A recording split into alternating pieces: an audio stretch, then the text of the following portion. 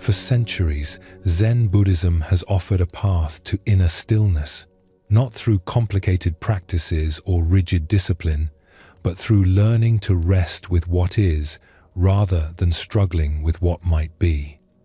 Tonight, we will explore these profound teachings through stories and insights that have guided countless people to peace. Before we begin, feel free to share what time it is and where you're listening from. The wisdom you'll encounter tonight isn't difficult to understand. They are truths about being human that speak directly to something you already know deep down. Each teaching, each story, is just a reminder of the peace that's been here all along, waiting beneath the surface of your busy thoughts. Let this ancient wisdom wash over you like gentle rain, dissolving what needs to dissolve, settling where it needs to settle. Let your body sink deeper into whatever supports you. There's nowhere else you need to be right now. Relax. Take a slow, deep breath. And let's begin our journey together. One of the most freeing discoveries in Zen Buddhism is learning when to stop interfering. We spend so much energy trying to force things into the shape we think they should take. We push and pull at life, trying to make it cooperate with our plans. We have ideas about how things should go, and when reality doesn't match those ideas, we struggle. But Zen teaching suggests something different. Sometimes the wisest action is no action at all. Sometimes our constant doing creates more tangles than it unravels. This doesn't mean giving up or becoming passive. It doesn't mean we stop caring or never take action. It means learning to recognize when our interference creates more problems than it solves.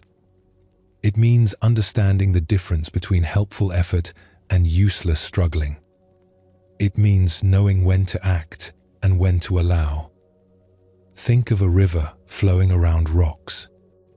The water doesn't fight the obstacles in its path. It doesn't try to move the rocks or complain about their presence. It doesn't stop and say, "This rock shouldn't be here." It simply flows around them, finding the path of least resistance. And eventually, given enough time, the gentle flow of water shapes even the hardest stone. Not through force, through patient allowing. Zen Buddhism calls this wu-wei, effortless action. Action that arises naturally from the situation rather than being forced by our will. It's not laziness. It's not doing nothing. It's doing exactly what's needed without adding unnecessary effort on top. It's the bamboo that bends in the storm instead of breaking. It's the skilled craftsman whose hands move without thinking. It's the cook who knows just when to stir the pot and when to leave it alone. It's the moment when everything flows and nothing feels like struggle. This is what Zen Buddhism points us toward. There was a master named Sengai who lived in a monastery on a hillside. The monastery was surrounded by groves of bamboo that swayed and rustled in every breeze. The sound of bamboo moving in the wind was constant, a gentle whisper that filled the grounds. Sengai had a student named Tenshin who came to study with him. Tenshin was earnest and dedicated, but he approached everything with tremendous effort. When he meditated, his back was rigid as stone. His shoulders were tense. His jaw was tight. He would sit with his face strained, forcing himself to concentrate, willing his mind to be still. After meditation, other students would rise and move naturally to their tasks. But Tenshin would stand slowly, clearly exhausted from the effort of sitting. He treated meditation like a battle he had to win. One autumn afternoon, the weather changed suddenly. Dark clouds rolled in from the east. The wind picked up, first in gentle gusts, then building to something stronger. By evening, a full storm had arrived. Rain lashed against the monastery walls. The wind howled through the eaves. Tenshin was in his small room when he heard a tremendous creaking and cracking sound. He rushed to the window and looked out into the wild weather. His heart sank. The bamboo grove was being torn apart by the wind. The tall stalks were bending so far he could see their tops touching the ground. They whipped back and forth violently. He was certain they would snap. He ran through the monastery halls, looking for Master Sengai. He found him in the meditation hall, sitting calmly despite the storm raging outside. "Master," Tenshin said breathlessly, "the wind is destroying the bamboo grove. The stalks are bending to the ground. We must do something. Should we try to stake them? Should we tie them together?" Sengai rose slowly and walked to the large window that overlooked the hillside. He stood there quietly, watching the storm. Tenshin stood beside him, anxious and agitated. "What do you see?" Sengai finally asked. "I see the bamboo being destroyed. The wind is too strong. They're bending so far they'll surely break." "Look more carefully," Sengai said. His voice was calm, barely audible above the storm. Tenshin looked again. The bamboo stalks were indeed bending deeply with each powerful gust. Their tops swept down until they nearly touched the earth. The whole grove moved like waves on an ocean, green stalks flowing with the wind's force. It looked violent. It looked destructive. But as he watched more carefully, he began to notice something. When each gust passed, the bamboo sprang back upright. Again and again, they bent deeply and then returned. They moved with the wind rather than against it. His eyes shifted to the pine trees that grew among the bamboo. These trees stood rigid against the wind. They didn't bend like the bamboo. And as he watched, he heard a sharp crack. A large branch tore away from one of the pines and crashed to the ground. Another pine was splitting down its trunk. The bamboo, for all its dramatic bending, remained unharmed. Not a single stalk had broken. "The bamboo knows how to survive the storm," Sengai said quietly. "It doesn't fight the wind. It doesn't try to stand rigid against something more powerful than itself. It moves with the wind, bends with it, allows it to pass. And then it returns to its natural position." Tenshin stood in silence, watching the bamboo dance in the storm. "The pine trees are strong," Sengai continued. "But their strength is rigid. They try to resist the wind with force, and so they break. The bamboo is flexible. It has a different kind of strength, the strength that comes from yielding." They stood together watching until the storm began to ease. As the wind calmed, the bamboo's movement became gentler. Soon they were just swaying softly, the way they always did. Not one had been damaged. That night, Tenshin couldn't sleep. He kept thinking about the bamboo and the pine trees. He thought about his own meditation practice. How rigid he held himself. How much force he used trying to make his mind behave. How exhausted he felt after sitting, as if he'd been fighting a battle. The next morning during meditation, he tried something different. Instead of holding himself rigid, he allowed his body to find its natural position. Instead of forcing his attention to stay fixed on his breath, he let his attention move naturally, like bamboo bending in wind. When thoughts came, he didn't fight them. He let them pass through. He expected this softer approach to make his meditation worse. But something surprising happened. Without all his rigid effort, his body began to relax on its own. His breath settled into a natural rhythm. His mind, no longer being forced into stillness, started to quiet naturally. He realized he had been creating most of his struggle.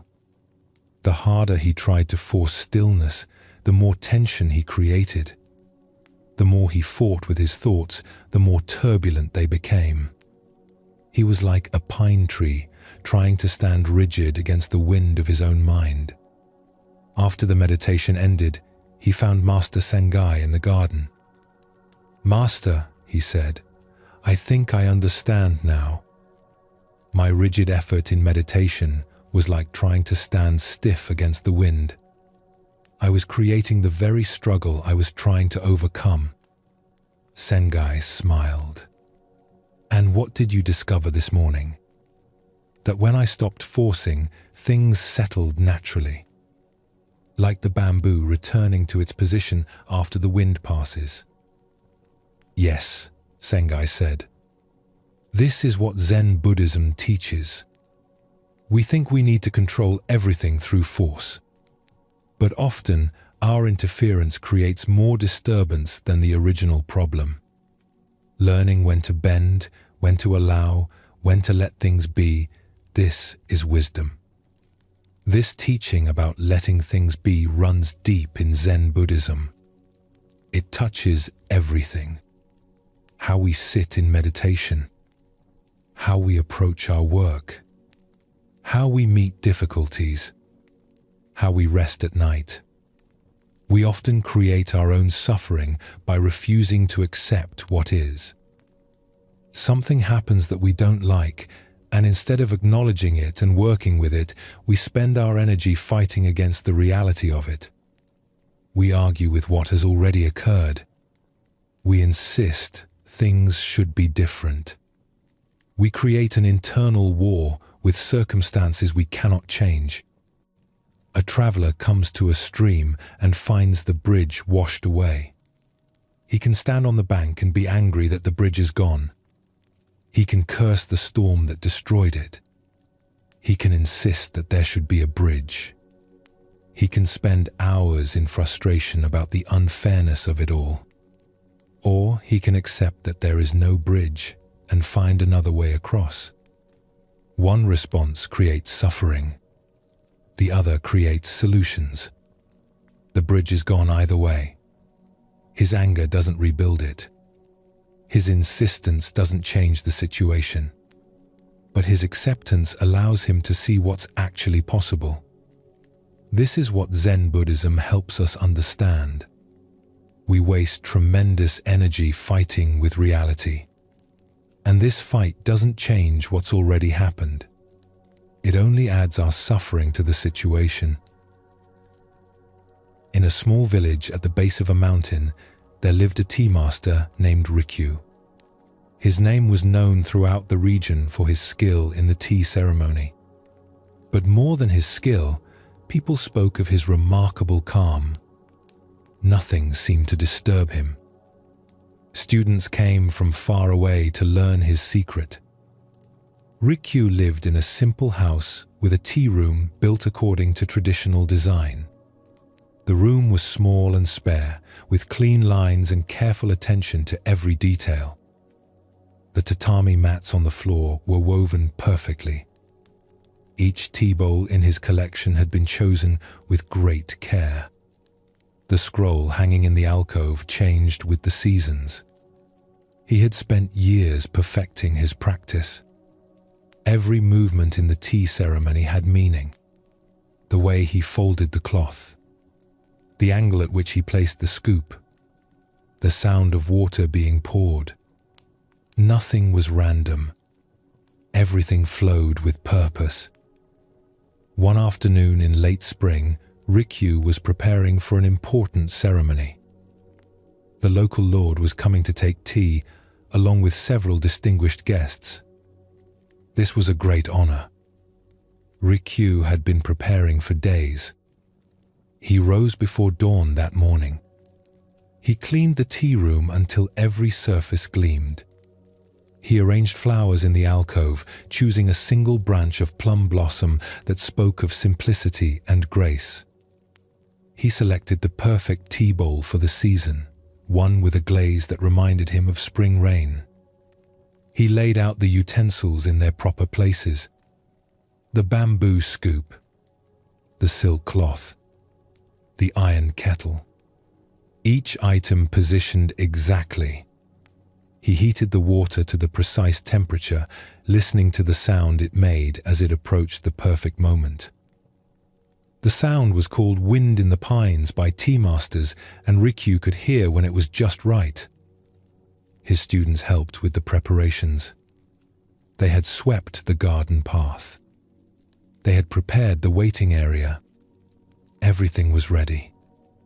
The ceremony would begin at the hour of the horse, when the sun reached its height. Rikyu stood in the tea room one final time before the guests arrived, checking that all was in order. Years of practice. Decades of refinement. This ceremony would unfold with the precision and grace that made his tea gatherings famous. Then he heard the sound of running feet. Quick, panicked steps on the wooden floor outside. One of his youngest students, a boy named Jiro, burst into the tea room. He was carrying a bucket of fresh water from the well. This water was needed for rinsing the tea bowls during the ceremony. But Jiro was moving too fast, not paying attention. His foot caught on the threshold. Time seemed to slow. Rikyu watched as the boy stumbled forward. The bucket tipped. Water poured out in a great wave, splashing across the pristine tatami mats. The other students gasped. Jiro fell to his knees, trying uselessly to catch the water with his hands. But it was already spreading, soaking into the carefully woven mats, pooling around the edges of the room. The bottom of the scroll was wet. Several of the carefully arranged utensils were knocked aside by the flood. The students froze, horrified. They looked at Rikyu, waiting for his anger. All his work, all his careful preparation, hours of effort, ruined in an instant. The ceremony would have to be postponed. The mats would take days to dry properly. The Lord and his guests were already on their way. There was no time to fix this. The boy had destroyed everything. But Rikyu simply set down the tea bowl he was holding. He looked at the spreading water for a long moment. His face showed no anger, no frustration, no disturbance. "Well," he said quietly, his voice calm, "we needed to clean these mats anyway. They were getting old." He rolled up his sleeves and knelt down. He began to move the wet mats, gently shifting them so they could be taken outside to dry. The other students stood motionless, unsure what to do. "Don't just stand there," Rikyu said, but his tone was kind. "Help me move these. And someone should go to meet the Lord's party on the path. Explain that the ceremony must be rescheduled. Be respectful. Apologize for the inconvenience." The students sprang into action, following his calm direction. Within minutes, the wet mats were outside in the Sunday. Fresh mats were being brought from storage. Rikyu was already planning a simpler ceremony, one that could be performed in another room. Jiro remained kneeling where he had fallen, tears streaming down his face. "Master, I'm so sorry. I've ruined everything. Please, forgive me."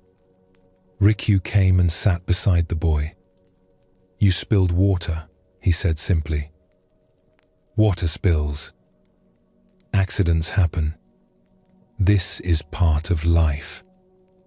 But all your work, The work wasn't ruined, Rikyu said.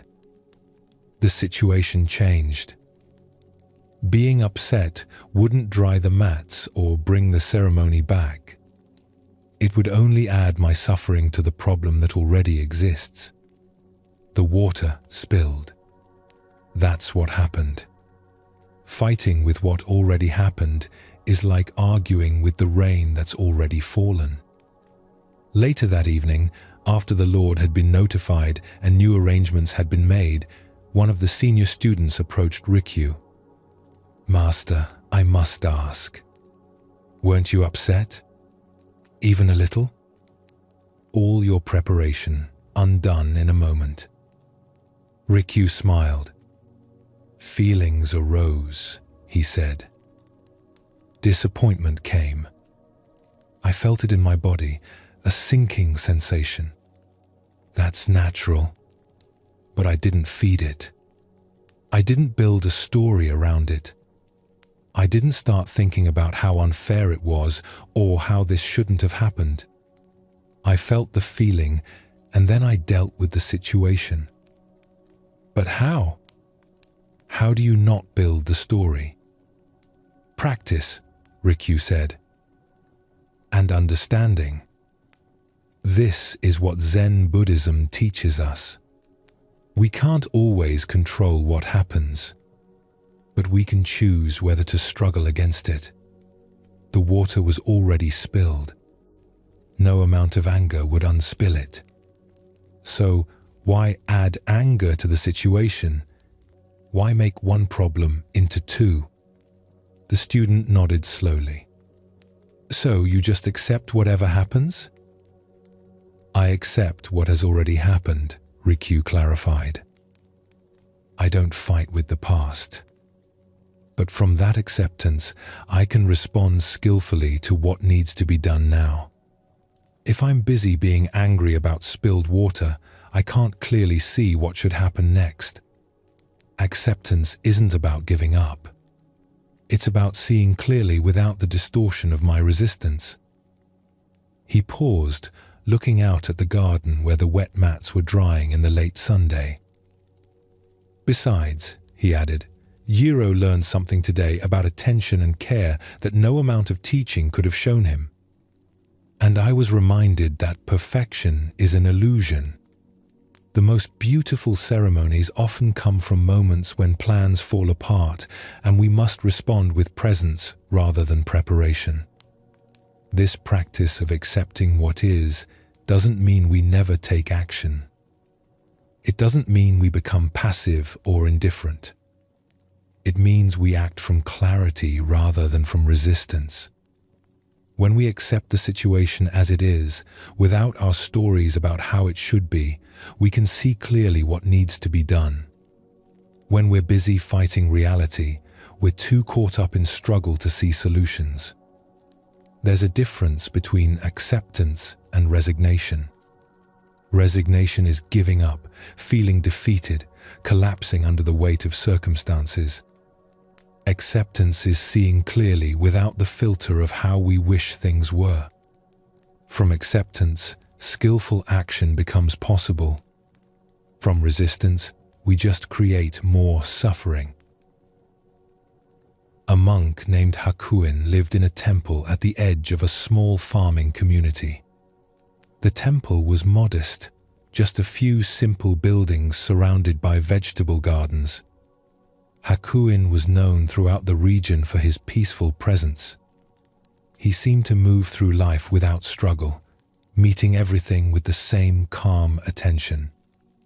People from the village often came to him with their problems. Not because he gave clever advice or special solutions, but because something about his presence helped them see their situations more clearly. One summer morning, a farmer named Ichiro arrived at the temple gates. He was a man in his middle years, weathered by decades of working in the Sunday. His face was lined with worry. His shoulders were tight with tension. Hakuin was working in the garden when Ichiro arrived. He was pulling weeds from around the radish plants, moving slowly and carefully. He looked up as the farmer approached. "Master Hakuin," Ichiro said, his voice strained. "A terrible thing has happened. My ox has died." Hakuin set down the weeds he was holding. He stood and brushed the soil from his hands. "I'm sorry to hear this," he said simply. "You don't understand," Ichiro continued, the words spilling out. "I need the ox to plow my fields. Without the ox, I cannot prepare the earth for planting. Without planting, there will be no rice. Without rice, my family will starve this winter. My children will go hungry. My wife is already worried. What am I going to do?" The farmer's voice was rising, panic clear in every word. His hands were shaking. Hakuin listened calmly. When Ichiro finished, there was a moment of silence. A bird called from somewhere in the trees. The wind moved through the garden. "Your ox has passed away," Hakuin said quietly. "Yes, that's what I'm telling you. It's a disaster." "Your ox has died," Hakuin repeated, his tone unchanged. "That is what happened." Ichiro looked confused, frustrated. "But what should I do? What can you do?" The question hung in the air. Ichiro opened his mouth to speak, then closed it. He stood there, his face tight with frustration. "I don't understand," he said finally. "I come to you for help, and you just repeat my problem back to me?" "I'm not repeating your problem," Hakuin said gently. "I'm trying to help you see what your problem actually is." "My problem is that my ox died." "No," Hakuin said. "Your ox passing away is a fact. It's a situation. Your problem is everything you're adding to that fact." He gestured to a bench near the garden. "Sit with me for a moment." Reluctantly, Ichiro sat a day. Hakuin sat beside him. "Tell me," Hakuin said, "has your family already starved?" "No." "Are your children hungry right now?" "No." "Is the planting season over?" "Not yet." "So right now, in this moment, what is actually true?" Ichiro paused. "My ox has died." "Yes." "And what else is true right now?" "I need to plow my fields." "Yes." "What else?" Ichiro thought for a moment. "I suppose my family is fine right now. The planting season hasn't passed. I still have time." "Good. So, when you take away all the stories about disaster and difficult futures, what are you actually facing?" "I need to find a way to plow my fields without my ox." "Yes," Hakuin said. "That's your actual situation. Not a disaster. Not an ending. Just a situation that needs a response." They sat in silence for a while. Ichiro's breathing began to slow. His shoulders dropped slightly. "I suppose I could borrow an ox from my neighbor," he said slowly. "Takeshi has 2 oxen. He might lend me one for the plowing season. Or I could hire someone with an ox to help me. It would cost money, but I have some savings." He paused, thinking. "I could plant crops that don't require deep plowing. Millet doesn't need the earth turned as deeply as rice does. The yield would be smaller, but it would be enough." Hakuin nodded. "There," he said gently. "When you stop fighting with the fact that your ox has died, you can see what's actually possible." Ichiro sat quietly, absorbing this. I was so caught up in the catastrophe I was imagining that I couldn't think about solutions. Yes, your mind was full of, this shouldn't have happened, and this is terrible, and why did this happen to me? All of that is resistance. It's fighting with what is. And while you're fighting, you can't see clearly. So I should just accept that my ox died? You don't have a choice about that, Hakuin said. Your ox has already died. That's done. The question is whether you'll accept this fact and work with it, or whether you'll spend your energy fighting with a reality you cannot change. Ichiro nodded slowly. It still feels wrong somehow. Like I should be more upset. You can feel upset, Hakuin said. Sadness about your ox is natural. Loss is part of life. But there's a difference between feeling sadness and building a whole story of disaster around it. You can feel what you feel and still see clearly what needs to be done. The farmer stood up. His face looked different now. Still concerned, but not panicked. Still worried, but not overwhelmed. Thank you, Master Hakuin. I think I understand now. I was making the situation worse by fighting with it. After Ichiro left, one of Hakuin's students who had been listening nearby approached. Master, that seems so simple. Yet, I could see it changed everything for him. What did you actually do? I helped him stop adding suffering to his problem, Hakuin said. The ox dying is one thing. All his stories about starvation and disaster were another thing. He was creating a catastrophe in his mind that didn't exist in reality. Once he could see what was actually true rather than what he was imagining, he could respond skillfully. Is this what Zen Buddhism teaches? Partly. Zen teaching shows us how much of our suffering we create through resistance. Pain is inevitable in life. The ox dies. The drought comes. People get sick. These things happen. But suffering, the mental anguish we add on top of these facts, that's optional. That comes from our refusal to accept what is. The student thought about this. But isn't acceptance like giving up? Not at all. Acceptance is the beginning of skillful response. When you accept what is, you can see clearly. When you're fighting what is, you're blind to possibilities. Ichiro couldn't see his options until he accepted his ox had died. His resistance blocked his clarity. Zen Buddhism teaches us that much of our suffering comes not from our circumstances, but from our resistance to our circumstances. Pain is inevitable in life. Loss happens. Things break. Plans fall apart. Bodies age. This is the nature of being alive. But suffering, the additional layer of mental anguish we create that comes from our refusal to let things be as they are. You feel physical discomfort. That's pain. It's real. It's present. But then you add thoughts. This shouldn't be happening. I can't stand this.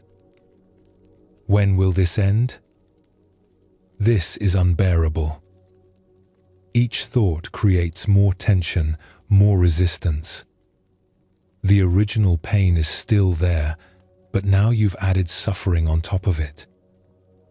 The pain might not change, but the suffering, that's something we're creating moment by moment through our relationship with the pain. This teaching becomes especially relevant when we're trying to rest. We lie down wanting to sleep, and sleep doesn't come immediately. This is common. It's normal. But what do? We can accept that we're awake right now and rest peacefully anyway. Or we can fight it. I should be asleep by now. Why am I still awake? This is terrible. I'll be exhausted tomorrow. I'm never going to fall asleep. Each thought creates more tension, more resistance. And this tension makes sleep even less likely. We've created a cycle where our fight against being awake keeps us awake.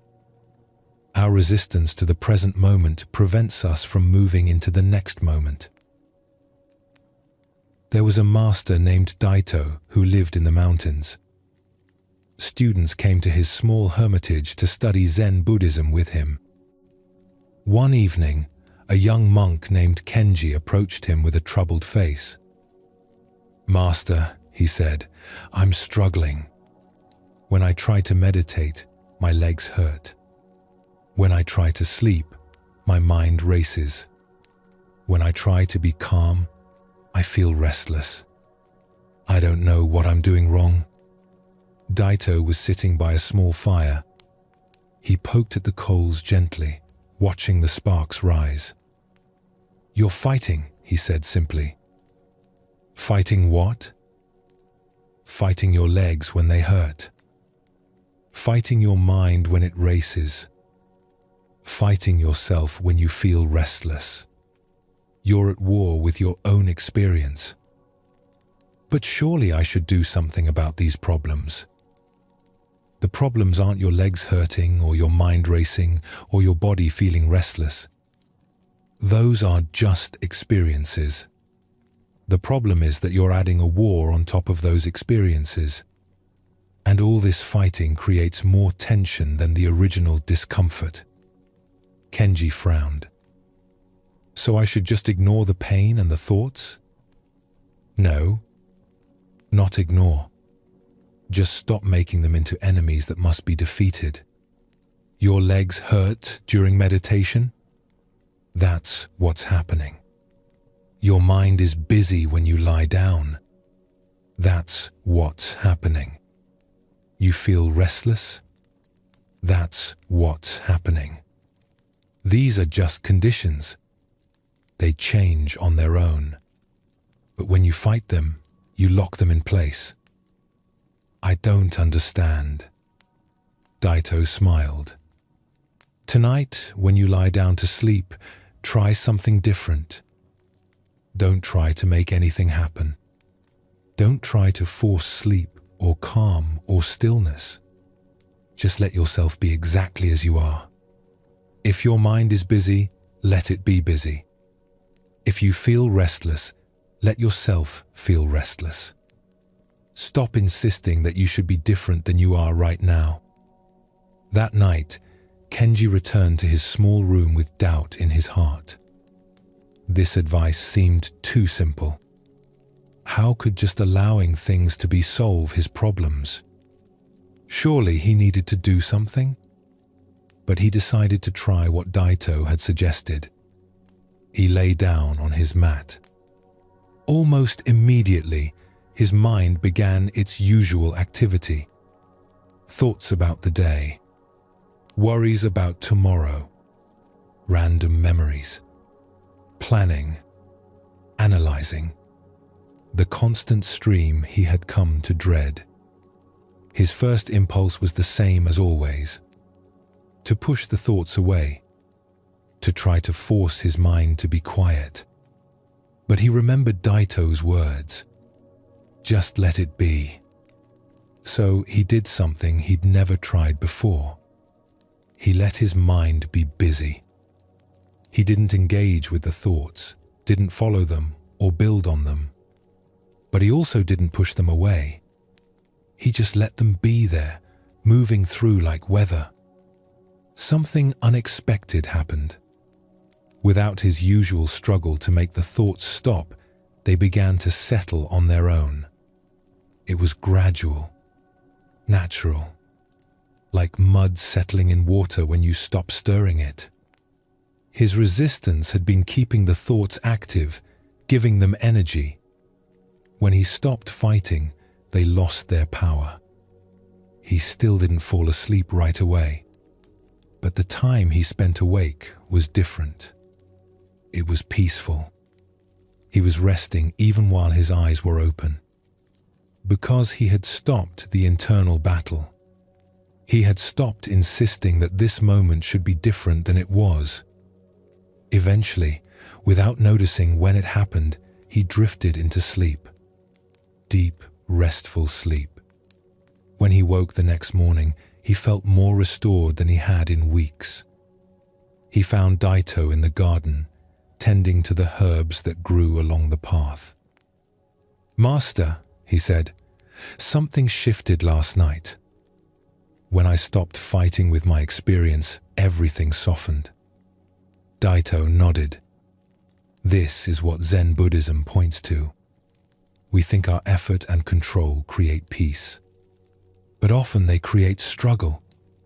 Sometimes the most powerful thing we can do is stop doing. Stop interfering. Let things be. This is the wisdom of letting things be.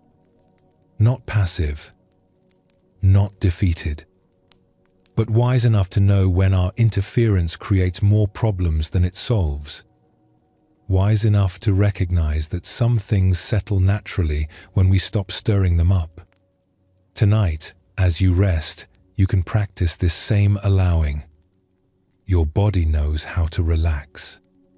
You don't need to force it. Your breath knows its own rhythm. You don't need to control it. Your mind will settle when you stop demanding that it settle right now. You don't need to fight your way to peace. You can simply allow peace to emerge naturally when you stop creating struggle. Like the bamboo bending and then returning, like the tea master meeting the spilled water, like the farmer seeing past his catastrophe, you can meet this moment without resistance. This is what Zen Buddhism offers. Not a technique to master, but a release from unnecessary effort. Not a goal to achieve, but a relaxation into what's already here. The peace you seek is not in the future, after you fix everything and make yourself perfect. It's available right now, in this allowing, in this letting be. Release your grip on how things should be. Meet this moment as it is. Trust that the same intelligence that grows your hair and heals your wounds knows how to bring you into rest. You don't need to micromanage the process. You can surrender to the wisdom that's deeper than your conscious control. The bamboo doesn't think about how to survive the storm. It just bends. The river doesn't plan its route around the rocks. It just flows. And you too can move through this moment with that same natural ease. Not by trying harder, but by trying less.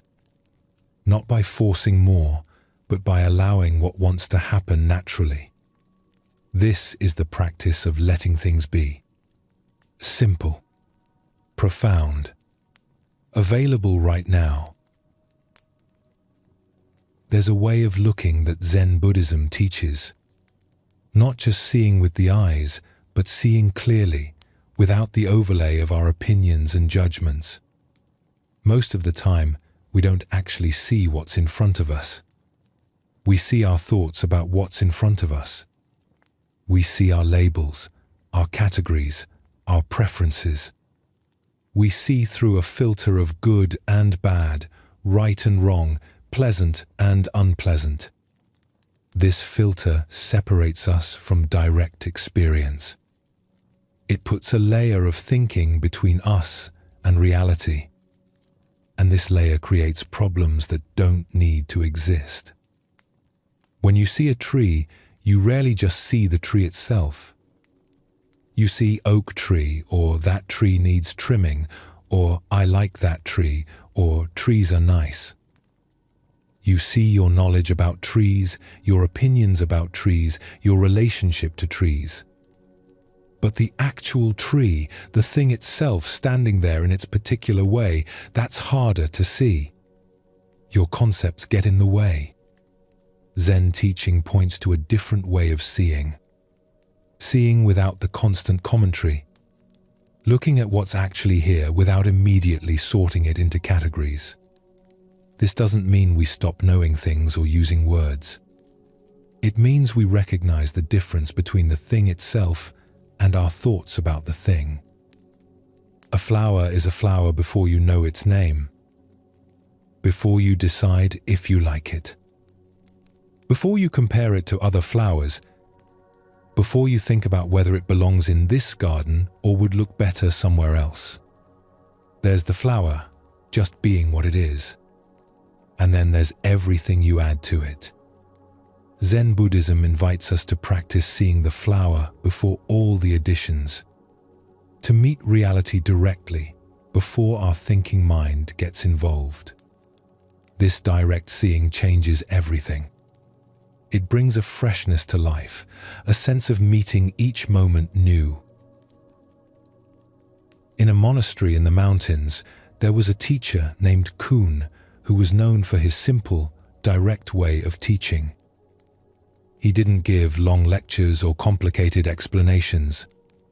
He mostly just pointed at things. A young student named Yuki came to study with him. Yuki was educated and intelligent. He had read many books about Zen Buddhism. He could quote the old masters. He understood the concepts. But Kuhn could see that all this knowledge was getting in the way of actual seeing. One spring morning, Kuhn invited Yuki to walk with him in the garden. They walked in silence for a while. The air was cool and fresh. Morning dew still clung to the grass.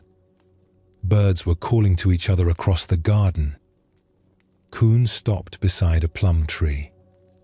A single branch had blossomed, its white flowers bright against the dark bark.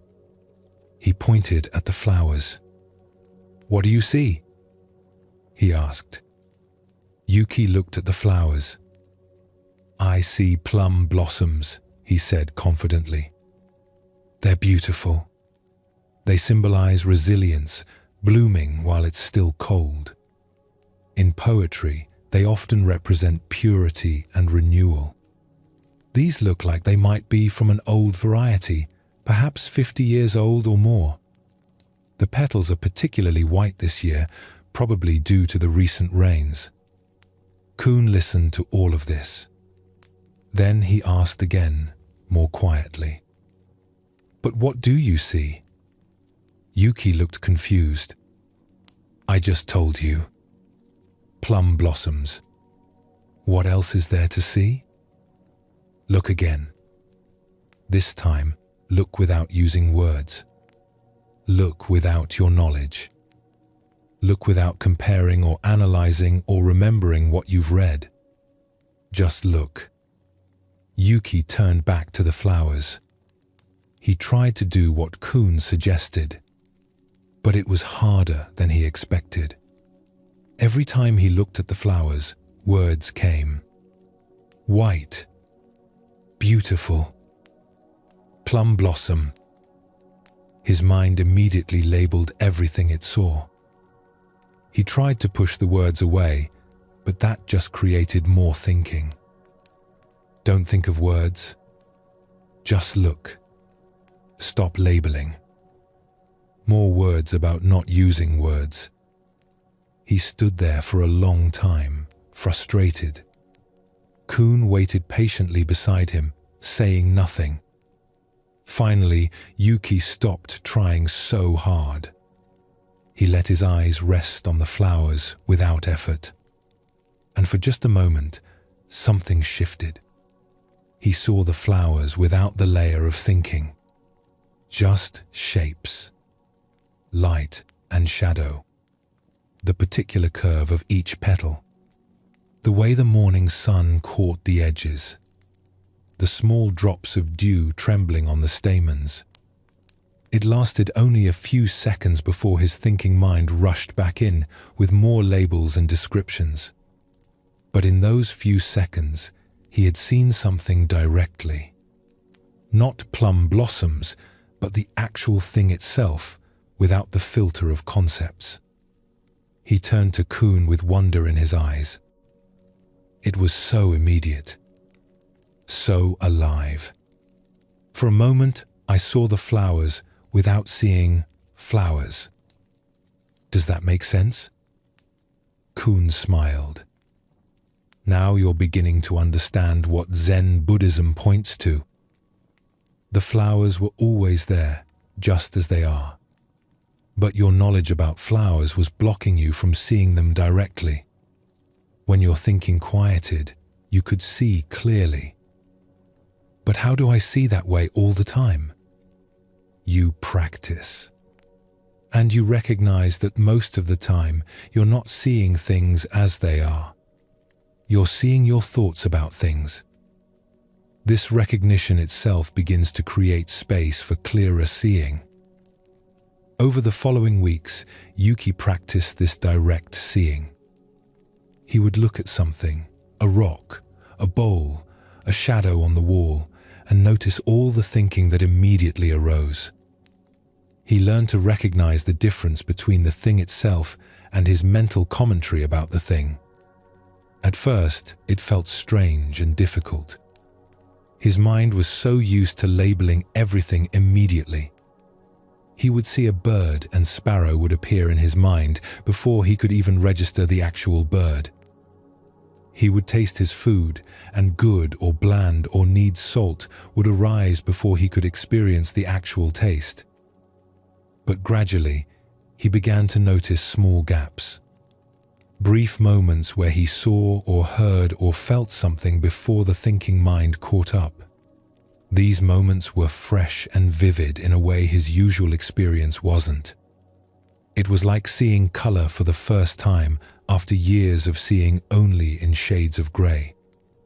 One morning, he was sweeping the temple steps when he noticed how the bamboo broom sounded against the stone. Not sweeping sound or satisfying or rhythmic. Just the actual sound itself, without any labels. He stopped moving, amazed. He had swept these steps hundreds of times, but had never actually heard the sound before. He'd heard his thoughts about the sound, but not the sound itself. Kuhn passed by and saw him standing still, the broom in his hands, listening. "You've discovered something," Kuhn said. It wasn't a question. "The sound," Yuki said. "I've never really heard it before." Kuhn nodded. Most people go through their whole lives never really seeing, never really hearing, never really tasting.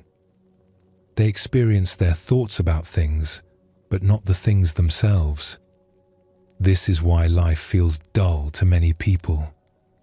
They're not meeting life directly. They're meeting their concepts about life.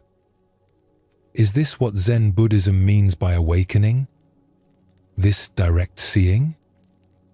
It's the beginning, Kuhn said.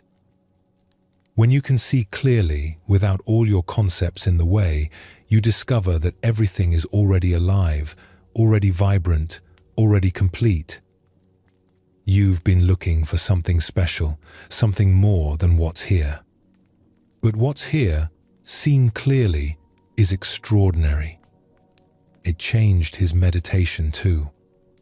Before, when he sat, he was always thinking about his meditation. Am I doing this right? Is this what I should be feeling? My posture feels off. I think I'm getting better at this. All thinking about the experience rather than being present to the experience itself. Now he began to notice these thoughts without getting caught in them. He could feel his breathing without thinking, breathing. He could hear sounds without thinking, bird song or wind in the trees. The direct experience became more available when he stopped covering it with labels. And something unexpected happened. When he wasn't busy judging his meditation as good or bad, trying to make it fit some idea of what meditation should be, his mind settled naturally. The constant evaluation had been keeping his mind active. When he could just sit without all the judging, without all the labeling, stillness arose on its own. This teaching about seeing without judgment goes deep into Zen Buddhism's understanding of how we create suffering. We don't just see things. We immediately judge them, good or bad, pleasant or unpleasant, desirable or undesirable. This constant judging creates a sense of separation, of being at odds with reality. When something pleasant appears, we grasp at it. We want it to stay. We think, this is good, I want more of this. When something unpleasant appears, we push against it. We want it to leave. We think, this is bad, I don't want this. And neutral things we barely notice at all, already looking past them for something more interesting. All this sorting creates tension. It puts us in a relationship of constant negotiation with reality. We're always trying to get more of what we label good and less of what we label bad.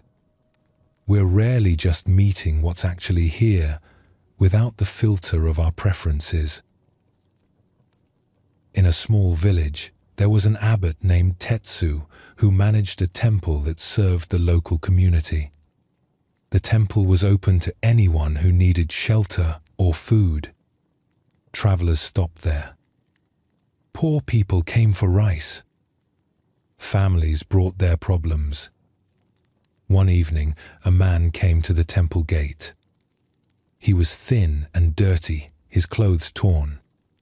His face was hard, his eyes wary. He didn't ask for food or shelter. He didn't bow respectfully. He just stood at the gate, looking around. The monks who saw him whispered to each other, "That's Goemon. He's a thief. He's been to prison twice. He steals from farmers. We should send him away." But Tetsu, hearing the whispers, came to the gate himself. He looked at the man standing there. He didn't see thief or criminal or dangerous person. He just saw a thin man with wary eyes. "Are you hungry?" Tetsu asked. The man, Goemon, seemed surprised by the direct question. "Yes," he said after a moment. "Come in. We're about to serve the evening meal." The monks were shocked. One of them, a senior monk named Kosho, approached Tetsu after Goemon had been given food and a place to sleep. "Master, do you know who that man is?" "He's a thief. He's not to be trusted. Why did you let him in?" "I saw a hungry man," Tetsu said simply. "But he's a criminal." "Is he committing a crime right now?" "Well, no. So right now, in this moment, what is actually true about him?" Kosho thought about this. He's hungry. He's tired. He looks like he hasn't had a proper meal in days. Yes, that's what I saw. A human being who needs food and rest. Everything else is labels we're adding. But those labels are true. He has stolen from people. "Perhaps he has," Tetsu said.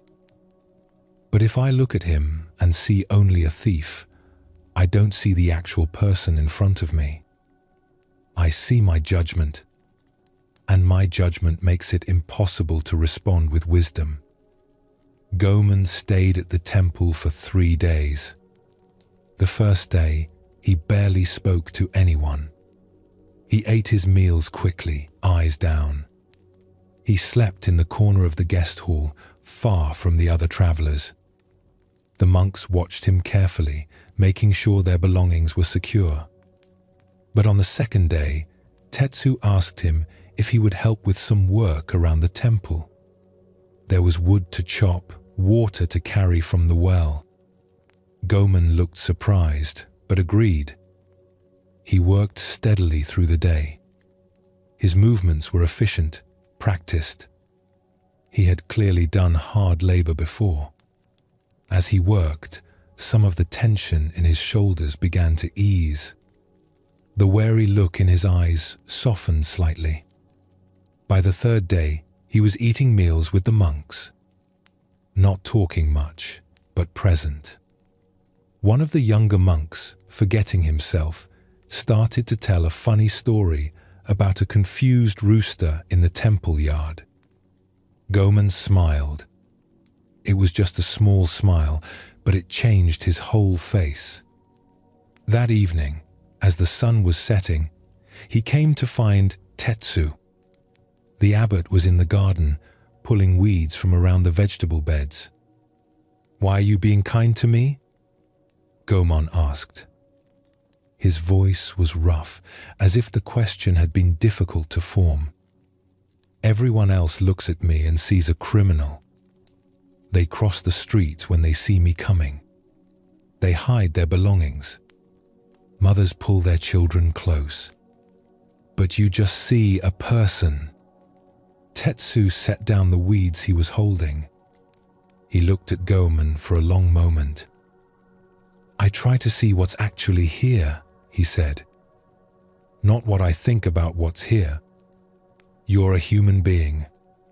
Human beings need food, shelter, kindness. That's what I see." "I have stolen things," Goman said quietly, looking down. "The monks are right about that. I've taken from people who worked hard for what they had. I've caused suffering. What you've done in the past is in the past. It's already happened. It's finished. Right now, in this moment, you're a man standing in front of me, speaking honestly about what you've done. That's what's real right now." Goman was quiet for a long time. A cricket started chirping somewhere in the darkening garden. "No one has ever looked at me without judgment before," he said finally. "Even I look at myself and see only thief. That's all I am. That's all I'll ever be." "Is that what you are right now?" Tetsu asked gently. "Right now, in this moment, are you stealing something?" "No." "Are you hurting anyone?" "No." "Then, who are you right now?" Goman looked up, confusion in his eyes. "I don't know." "Exactly. When we take away the label thief, when we look beyond your past actions, there's just a person. A person who has done certain things, yes, but not a thing. A person. Living, breathing, changing. This moment is not the same as the last moment. You are not fixed as what you were yesterday or last year. But I've done terrible things. Perhaps you have. But judgment separates us from each other, Tetsu said. It puts a wall between us. When I judge you, I can't see you clearly. I can only see my ideas about you.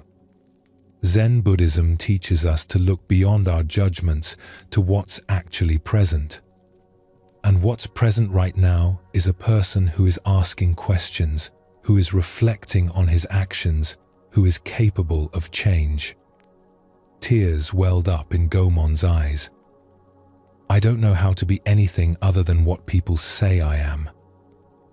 You don't have to be anything, Tetsu said. You just have to be present. Here. Now. This moment. Not carrying all your past actions like a weight around your neck. Not believing that what you did is all you are. Just here, breathing, alive, in this moment. The next morning, Gaiman left the temple. But something in him had changed. Someone had seen him without the label of thief, Someone had looked past his history and seen him as he was right now. This changed how he saw himself. Years later, Goman returned to the temple. He had found work as a carpenter. He had stopped stealing. He brought an offering to Tetsu. "You saw me when no one else could," he said. "You looked at me without your judgment blinding you. That seeing saved me." After Goemon left, Kosho approached Tetsu. "Master, I judged too quickly. I saw a label instead of a person." "We all do this," Tetsu said. "It's the habit of the mind to sort everything into categories immediately. Good person, bad person. Safe, dangerous. Worthy, unworthy. But these labels are just thoughts. They're not reality. When we can see past them, even for a moment, we see more clearly." Is this what Zen Buddhism means by seeing clearly? Partly. Clear seeing means looking at what's actually here without the filter of our judgments. A person is not their past actions. A moment is not good or bad until we label it so. Things simply are what they are. When we can see this, we respond more wisely. Our actions come from clarity rather than from our conditioned thinking. This practice of seeing without judgment changes how we meet every moment. Most of the time, we're so busy judging our experience that we're not actually present to it. We're thinking about it, evaluating it, comparing it to other experiences.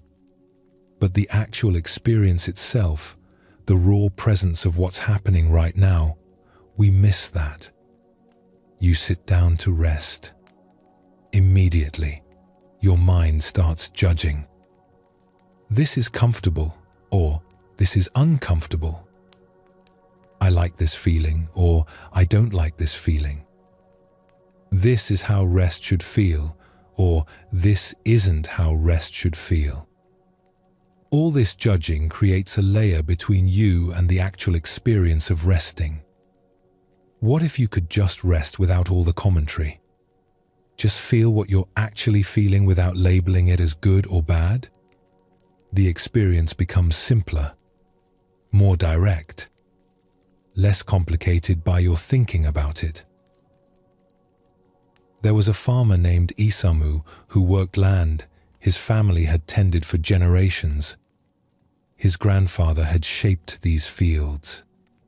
His father had planted the fruit trees that now provided shade. The land was in his blood, the rhythms of its seasons as familiar to him as his own breathing. He grew rice in the wet paddies that lay in the low ground, where water from the mountain streams could be channeled. In the higher fields, he grew vegetables, beans, and radishes and greens. His life followed the rhythm of the seasons, planting in spring, tending in summer, harvesting in fall, resting in winter. Each season had its work, its particular weather, its own character. One year, the spring rains failed. The rainy season should have begun in the 4th month, bringing the steady rains that filled the paddies and soaked the fields. But the 4th month came, and the sky stayed clear. Day after day of bright sunshine, when there should have been grey clouds and soft rain. The rice seedlings in Isamu's paddies began to wither. He had transplanted them into the paddies, expecting the rains to come. But the paddies stayed shallow, the water level dropping day by day as the sun evaporated what little was there.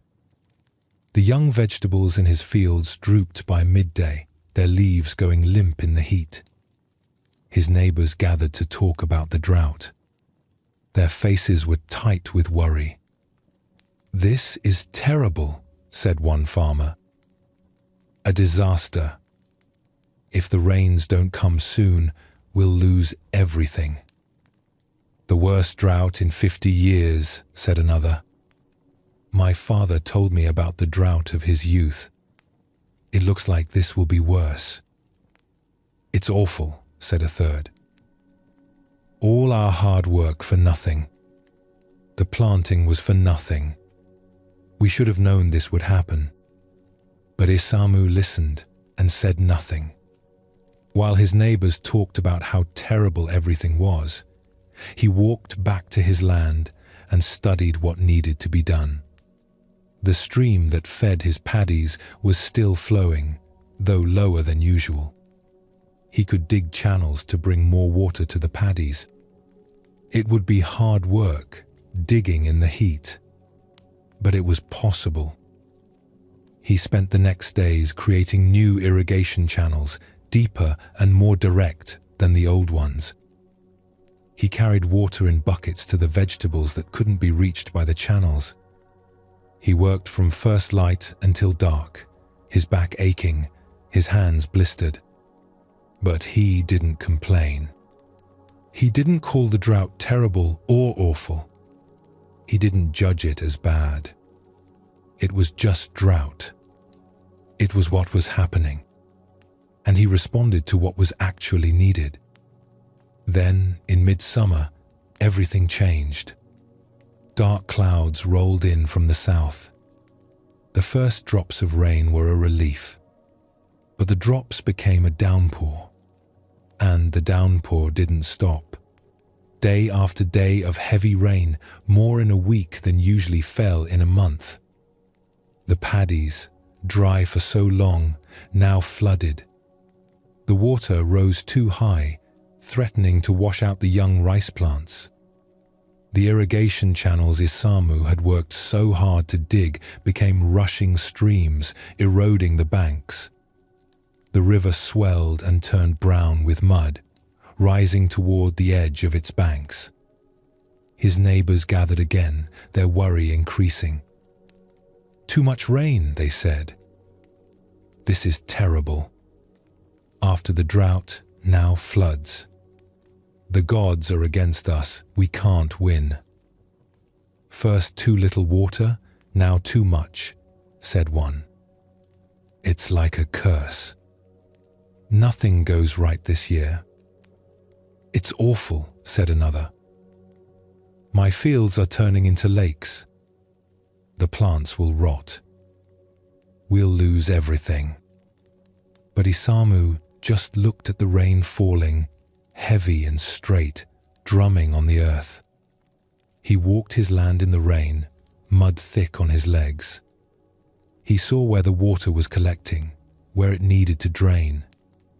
He spent the rainy days building up the banks of his paddies higher, keeping the water from washing through.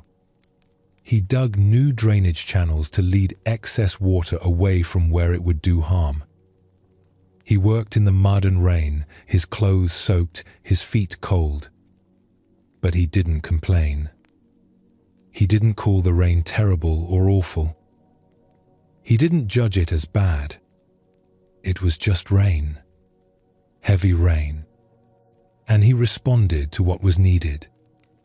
In the fall, when the harvest came, Isamu's yield was reasonable.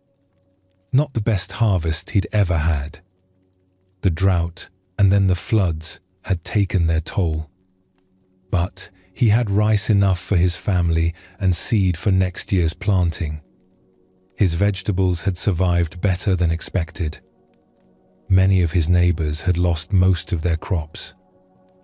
Not because the weather had been different for them, but because they'd spent so much energy being upset about the weather that they hadn't responded skillfully to it. They'd been so caught up in their judgments about how terrible everything was that they couldn't see clearly what needed to be done. A monk from a nearby temple, a man named Soyen who sometimes traveled through the region, came to visit Isamu after the harvest. He had heard about the farmer who stayed calm through the difficult season while others despaired. "How did you do it?" Soyen asked. They were sitting on Isamu's porch, looking out at the fields. The harvest was done.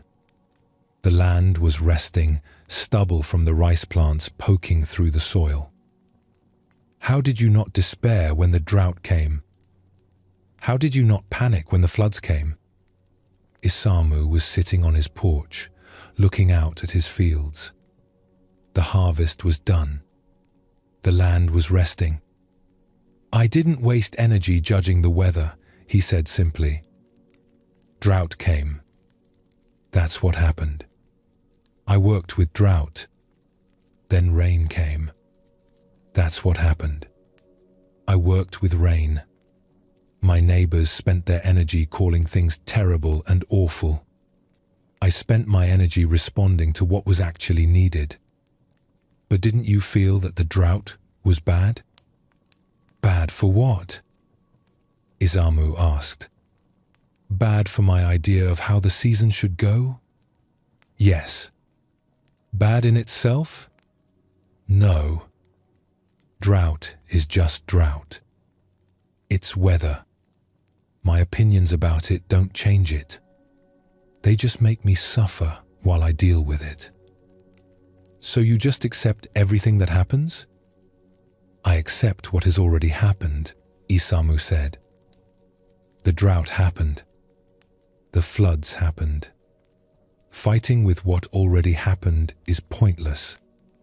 But from acceptance, I could respond clearly.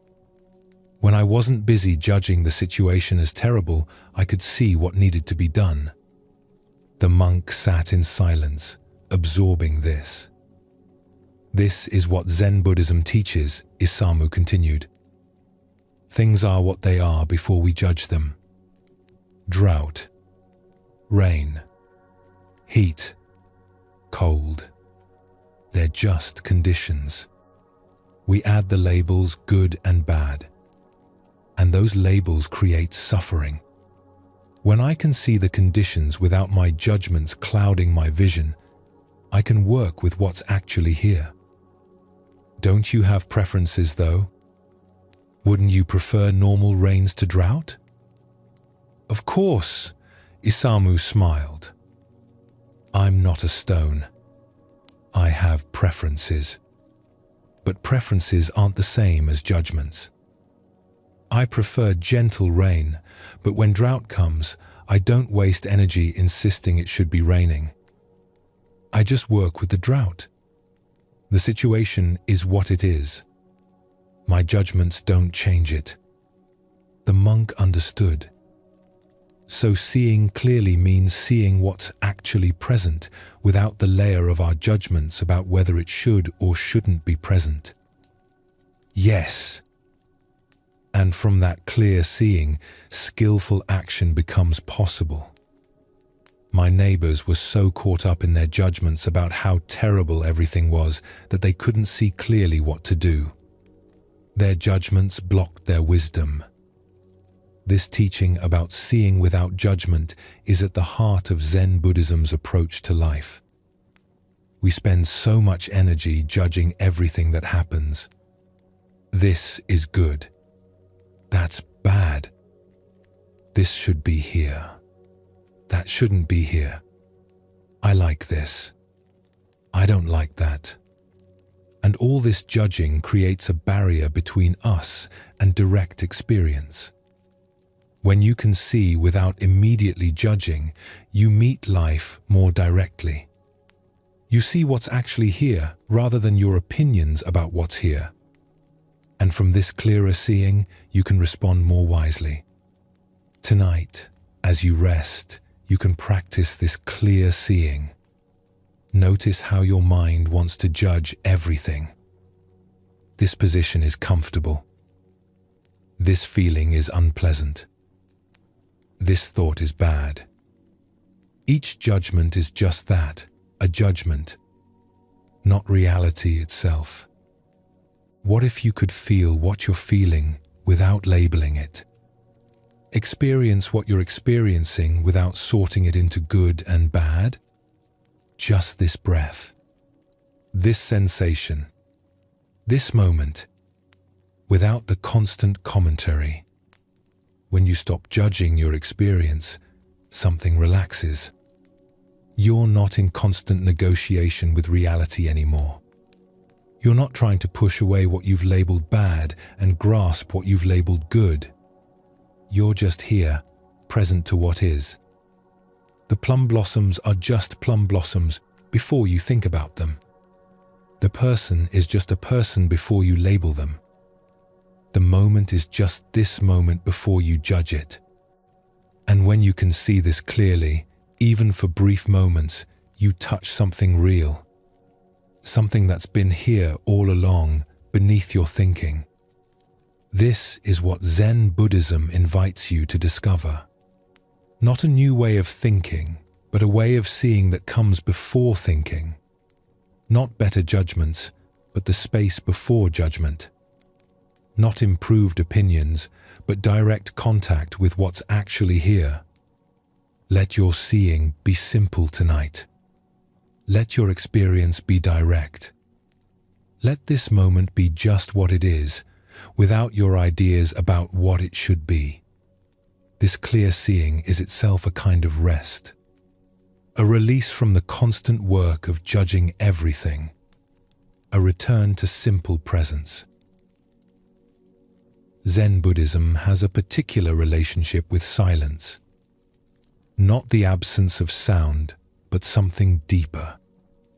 A quality of stillness that can be present even when there's noise. A quietness of mind that reveals what words and thinking cannot reach. We live in a world that fears silence. We fill every space with sound. Music playing, people talking, televisions running in empty rooms. Even in our own minds, there's constant noise. Thoughts chattering, memories replaying, plans forming. The inner voice commenting on everything, never stopping, never resting. But Zen teaching points to something underneath all this noise. A silence that's always present, like the space in which all sounds occur. This silence isn't empty or dead. It's alive and aware. It's the background that makes all sounds possible, the way a canvas makes painting possible. When you can touch this silence, even briefly, something shifts.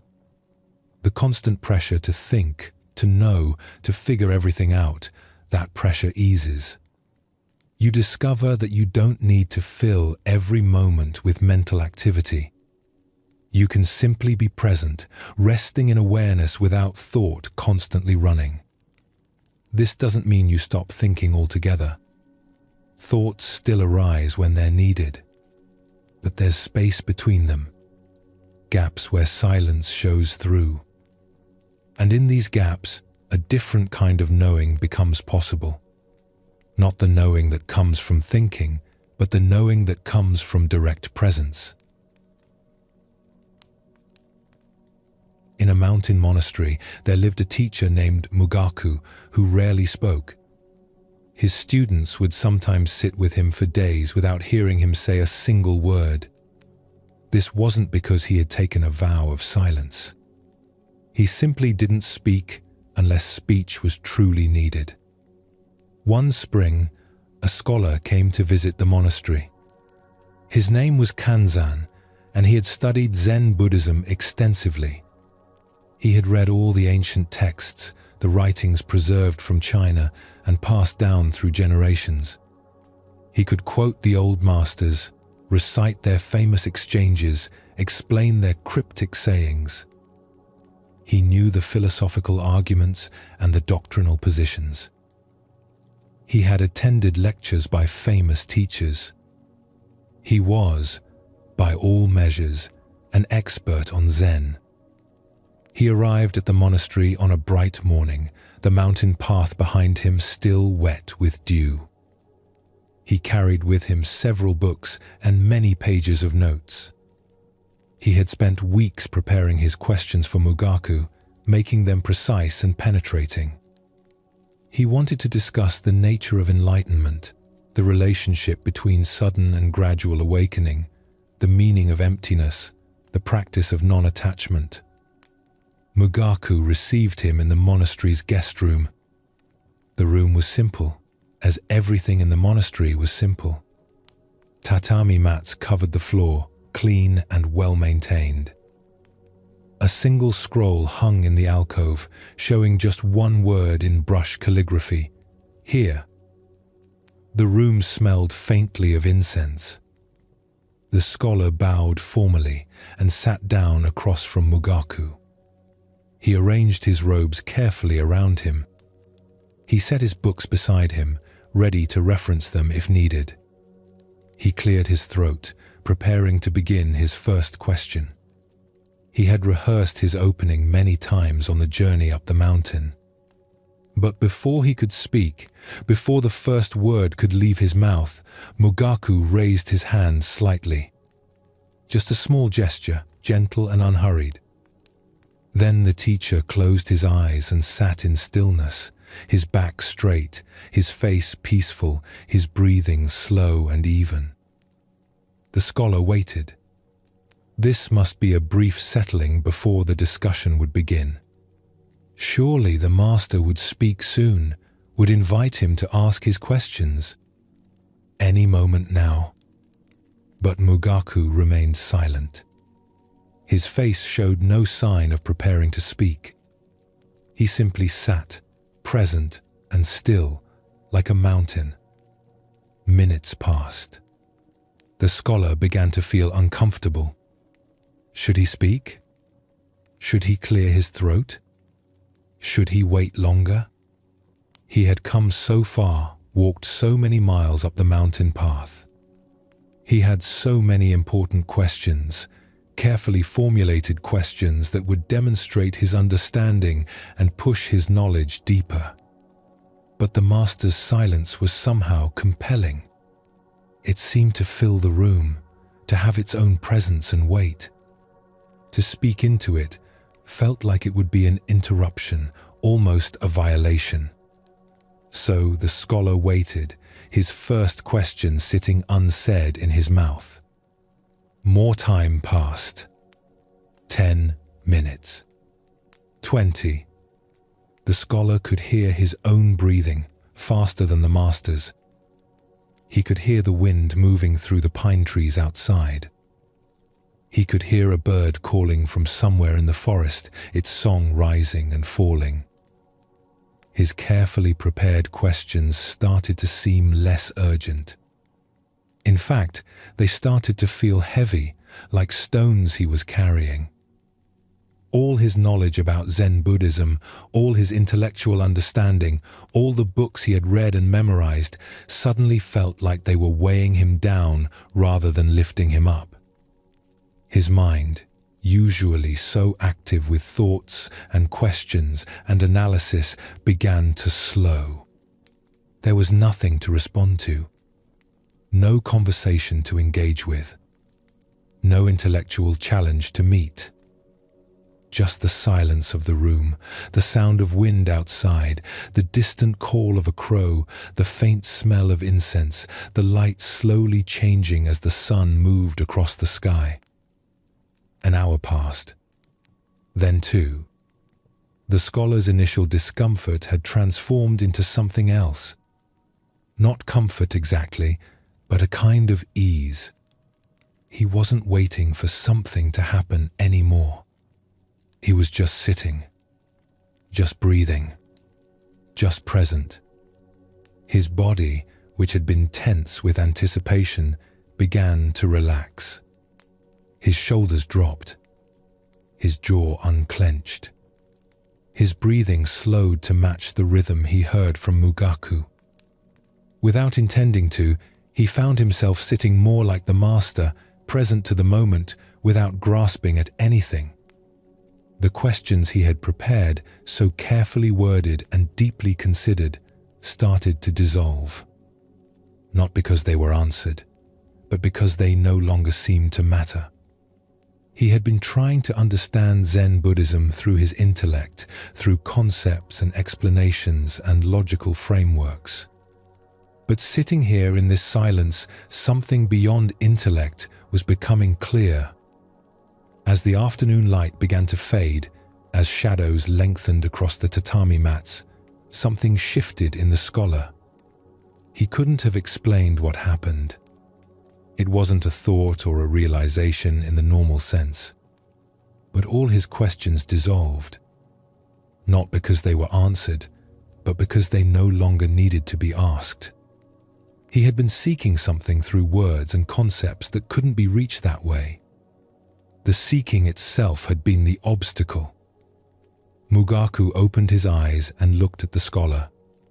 The scholar's face had changed completely. The tightness around his eyes had softened.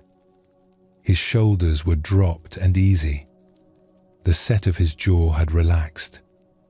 He looked like a different person, younger somehow, more present. He looked like someone who had set down a heavy burden. "Thank you," the scholar said quietly. "I understand now." Mugaku smiled slightly. "What do you understand?" "That I was looking for something in words that lives in silence. All my questions were about trying to grasp with my thinking mind what can only be met directly." Mugaku nodded. "Words can point toward truth, but they cannot hold it. Truth is like water. You can point at water, describe water, talk about water. But to know water, you must drink. To know silence, you must be silent." The scholar stayed at the monastery for several more days. Each day, he spent hours sitting in silence with Mugaku. And each day, his understanding deepened. Not through learning more, but through thinking less. Not through gaining knowledge, but through resting in the space before knowledge arises. On the day he left, he said to Mugaku, "I came here as a scholar of Zen Buddhism. I'm leaving as a student of silence." "Good," Mugaku said. "Books can teach you about Zen, but only silence can teach you Zen itself." This teaching about silence goes to the heart of Zen Buddhism's approach. Words are useful. They can point, suggest, indicate. But the reality they point to must be experienced directly, not through the filter of language. When your mind is constantly full of words and thoughts, you're always one step removed from direct experience. You're thinking about life rather than living it. You're describing the moment rather than being present to it. And in this constant thinking, you miss what's actually here. Silence creates a gap in the thinking. And in that gap, direct experience becomes possible. You're not thinking about your breath. You're breathing. You're not thinking about sounds. You're hearing. You're not thinking about being present. You're present. But we fear this silence. We've become so identified with our thinking that silence feels like a kind of death. If we're not thinking, we wonder, do we even exist? So we fill every moment with mental noise, with constant activity, with endless commentary. Zen Buddhism invites us to discover what's here when the commentary stops. Not emptiness or absence, but a rich, aware presence. The silence that knows without thinking. The awareness that's here before thoughts arise and remains after thoughts pass. There was a hermit named Sozen who lived alone in a small hut high in the mountains. He had spent years in monasteries studying and practicing. But eventually he felt drawn to solitude, to a life of simplicity and silence.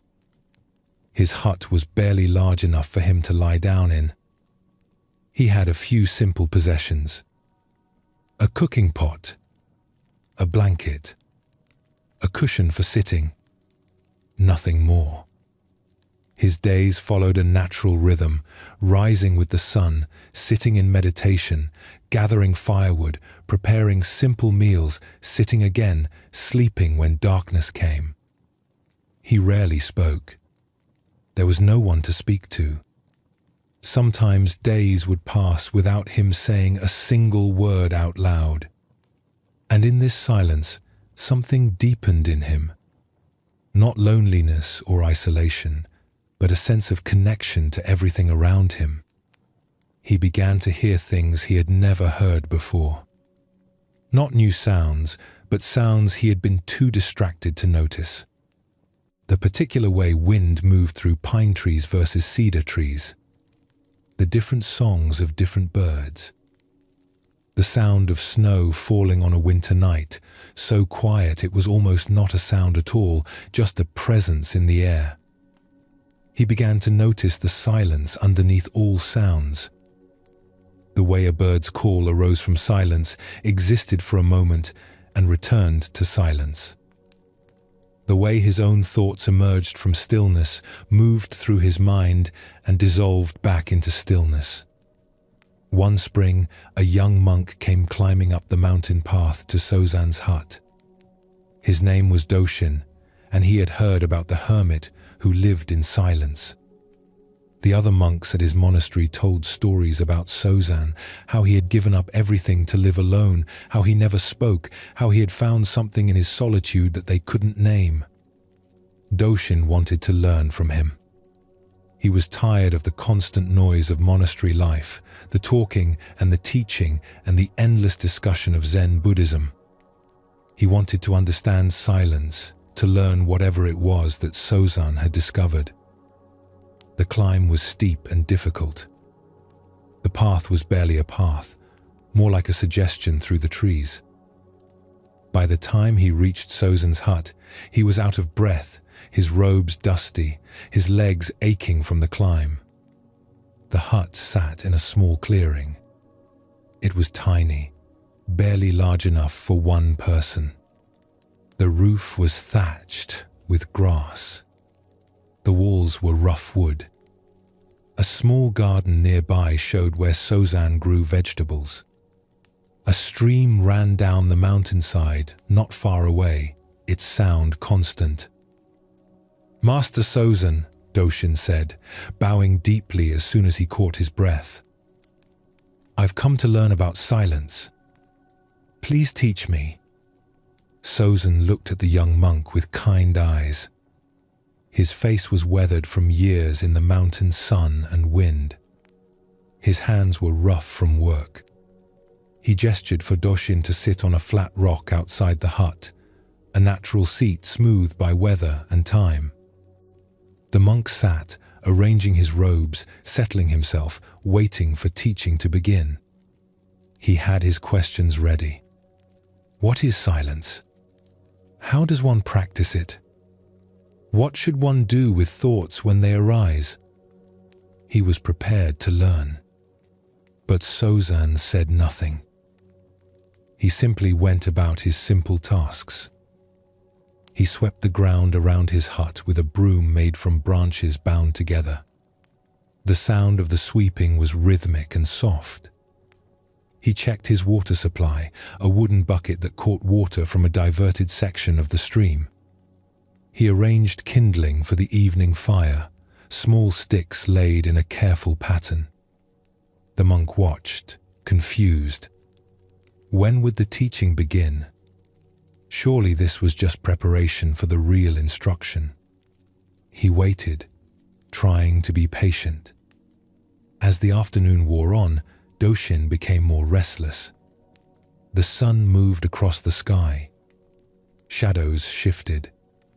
The quality of light changed from the bright clarity of midday to the softer gold of later afternoon. And still Sozan said nothing, just continued with his simple tasks, unhurried and present. Doshan's mind was full of questions. Should he ask again? Should he explain that he wanted actual instruction about silence, not just watching someone do chores? Should he point out that he had climbed all this way and deserved more than this? But something kept him quiet. Maybe it was the quality of Sozan's movement, each action complete in itself, nothing rushed, nothing wasted. Maybe it was the peace in the hermit's face, a stillness that seemed to come from somewhere deep. Or maybe it was the silence itself, which seemed different here than anywhere else Doshin had experienced. It had weight and texture. It was present, almost like a companion. Evening came slowly. The light turned from gold to amber to the first grey of dusk. Birds called their evening songs. The temperature dropped and the air felt sharper, clearer. Sozan prepared a simple meal, rice cooked over his small fire and mountain vegetables gathered from the forest. Wild greens, mushrooms, some early spring shoots. He made enough for two and shared it with Doshin in a simple bowl. They ate in silence. Just the sounds of eating and the wind in the trees and the first crickets of evening starting their chorus. The food was plain, but tasted somehow better than the elaborate meals at the monastery. Maybe it was the mountain air. Maybe it was the simplicity. Maybe it was the silence that surrounded them. After the meal, as the last light faded completely from the sky, Sozan sat on his meditation cushion outside the hut. The evening was mild enough for outdoor sitting. Doshin sat on his rock, and they sat together as darkness came completely, as stars appeared one by one overhead, as the night deepened around them and the sounds of day gave way to the sounds of night. The monk had never experienced silence like this. In the monastery where he lived, there was always some sound. Monks moving through halls, doors sliding open and closed, bells ringing the hours, chanting from the meditation hall. Even during meditation periods, when everyone was supposed to be quiet, there were sounds. Coughs, robes rustling, someone's stomach growling. And even more than the external sounds, his mind was always full of noise. Thinking about his practice, judging his meditation, comparing himself to other monks, planning his day, reviewing conversations, worrying about whether he was making progress, wondering if his teacher approved of him. The internal commentary never stopped, a constant stream of thinking about everything. But here, in this mountain darkness, with this hermit who seemed more mountain than man, silence revealed itself as something completely different from what Doshin had imagined. It wasn't the absence of sound. Mountain sounds were everywhere. Wind moving through different trees in different ways. The stream running over rocks. An owl calling from somewhere in the forest. Small animals moving through the underbrush. The sounds were actually quite rich and varied. But underneath all the sounds was something else. A silence that held all the sounds, that made the sounds possible. It was a presence, a fullness, a kind of awareness that wasn't thinking but was deeply knowing. Everything that needed to be said was being said in this silence, though no words were being used. Hours passed. Doshin lost track of time completely. Time seemed less important here, less real somehow. His thinking mind, finding nothing to engage with, no conversation to join, no questions to pursue, gradually settled. It was like watching mud settle in water. The stirring stopped and clarity appeared. And underneath his thinking, he discovered what Sozan had been pointing to all along. A silence that had always been there, underneath all his mental noise, waiting to be discovered. It wasn't something he needed to create or achieve. It was already present. He just had to stop covering it with his constant thinking. As the first grey light of dawn appeared, as the darkness began to fade at the edges, as the morning birds started their songs, Sozan spoke for the first time since Doshin had arrived. His voice was quiet, barely louder than the wind. You came seeking teaching about silence. But silence cannot be taught with words. It can only be met directly. You have been sitting in the teaching all night. The monk understood. I was waiting for you to tell me about silence. But you were showing me silence itself. Yes. If I had talked about silence, you would have thoughts about silence. More noise in your mind. But by staying silent, I allowed you to discover what silence actually is. Not an idea, a reality. The monk stayed with Sozan for several days. Each day, they spoke only a few words. They sat together. They worked together in silence. They shared simple meals. And in this silence, the monk's mind settled in a way it never had before. When he prepared to leave, to return to his monastery in the valley, he said to Sozan, I thought silence was about being quiet. But it's really about listening. Yes, Sozan said. When you stop filling every moment with your own noise, you can hear what's actually here. The mountain has been speaking all along. The wind has been teaching. But you couldn't hear them through all your thinking. What should I do when I return to the noise of the monastery? Carry this silence with you. It's not dependent on external quiet. It's an inner stillness. You can be silent in the midst of sound. You can be still while moving. The silence we've shared here isn't in the mountain. It's in you. You just needed quiet enough to discover it. This teaching about silence that Zen Buddhism offers isn't about external quiet, though external quiet can help us discover it. It's about an inner stillness, a quality of awareness that isn't disturbed by sound or movement or activity. You can be in a crowded place and touch this silence. You can be in the middle of activity and rest in this stillness. Because the silence isn't out there. It's the nature of awareness itself, the space in which all experience arises. When you identify with your thoughts, you're in constant noise. The thinking never stops. Even when you're trying to be quiet, the mind chatters. But when you recognize yourself as the awareness in which thoughts arise, you discover you're already silent. Thoughts come and go, but the awareness that knows them is still and silent. Most of us have experienced this silence briefly, even if we didn't name it that way. A moment when thinking stopped and you were just present. Looking at a sunset, and for a few seconds there was no commentary, just seeing. Listening to music and losing yourself completely, no thoughts, just sound. These moments of silence are always available. We just usually miss them because we're so busy thinking.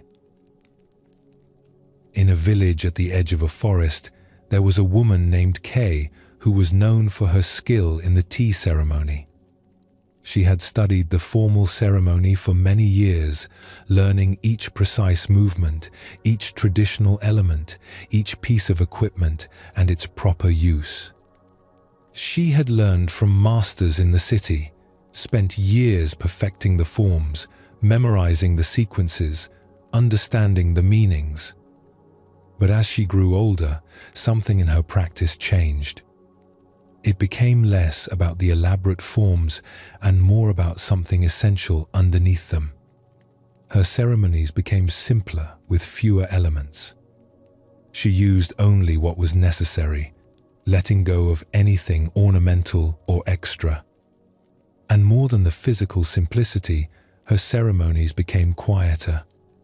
Less talking before, during, and after. Less explanation of what she was doing or why. More silence. long pauses between movements, space between each action, as if the silence itself was part of the ceremony. People who came to her tea ceremonies often left feeling changed, though they couldn't quite say what had changed them. It wasn't the tea itself, though that was good. It wasn't the beauty of the setup, though Kay's arrangements were simple and lovely. It was something about the quality of presence, the depth of silence that touched something in them. One winter, a young woman named Yuri came to learn from Kay. Yuri had studied tea ceremony in the city, where the practice was formal and elaborate. Many rules, many pieces of equipment, many things to remember and perform correctly. She had learned it all and done well, but she felt something was missing. The ceremony felt more like performance than practice, more about showing skill than being present. She had heard about Kay, about the simple ceremonies that somehow went deeper than the elaborate ones. So she traveled to the village and asked to study. On a cold afternoon, with snow falling softly outside, Kay invited Yuri to join her for tea. It was their first ceremony together. The tea room was small and spare, smaller than any tea room Yuri had used in the city. The walls were plain wood, unpainted. The floor had simple tatami mats, well worn but clean. A single hanging scroll showed a circle brushed in black ink. Just a circle, nothing more. The alcove held no flower arrangement, unusual for a tea ceremony. The only sound was the gentle bubbling of water heating over charcoal, a sound called wind in the pines by those who knew tea. Kay moved through the ceremony with great care, but also with long pauses that Yuri found surprising.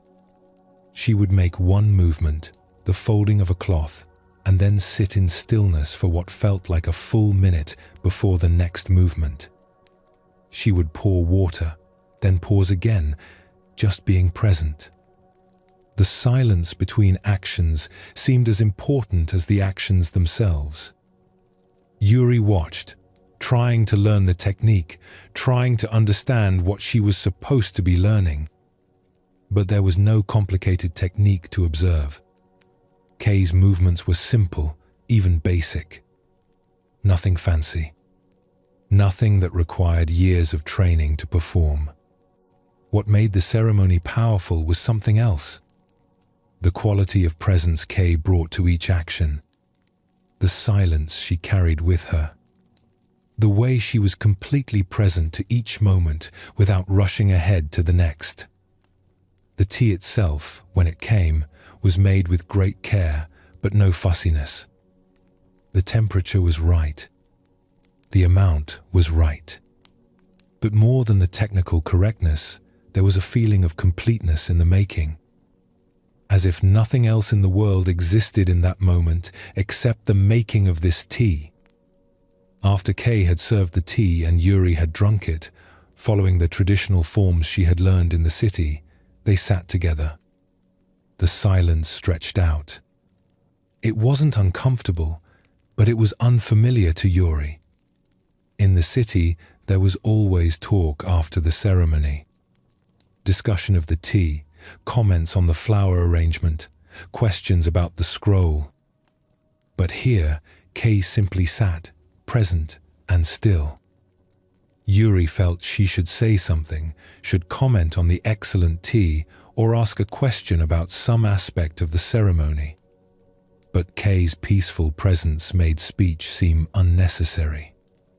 More than unnecessary, it seemed like it would break something important, like shouting in a quiet forest. So they sat for a long time, listening to the sound of snow falling outside. Not talking about the snow or the tea or the ceremony. Just present to the moment as it was. The charcoal fire settling. The snow accumulating on the roof.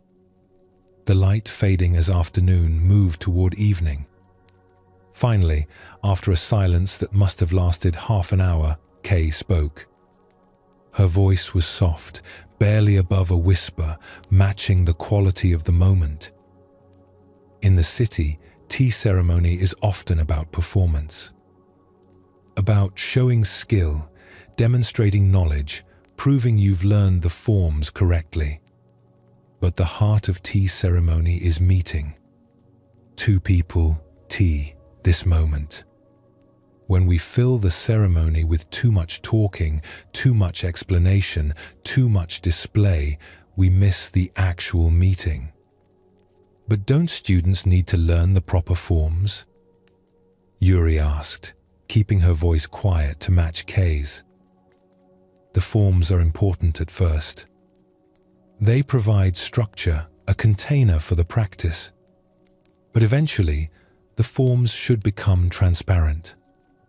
You don't think about them anymore. They happen naturally, like breathing.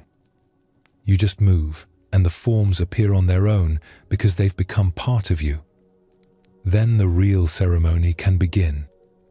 The ceremony of presence, of silence, of meeting the moment as it is. How do I learn this? Is there a practice? Practice silence, Kay said simply. Not just external silence, though that helps at first. Inner silence. Notice how much mental commentary you have as you perform the ceremony. Am I doing this right? Does my teacher approve? This is the folding of the cloth. All these thoughts take you away from the actual doing. They create noise that covers the silence underneath. Over the following weeks, Yuri stayed in the village and practiced with Kay. She began to pay attention to her inner commentary in a way she never had before. She noticed that when she prepared tea, her mind was constantly talking, judging her performance, evaluating each movement, remembering what her previous teachers had said, comparing herself to other students, planning what to do next, worrying about mistakes. The actual actions, the feel of the bowl in her hands, the sound of the water pouring, the smell of the tea, the weight of the scoop, she was barely present to any of it.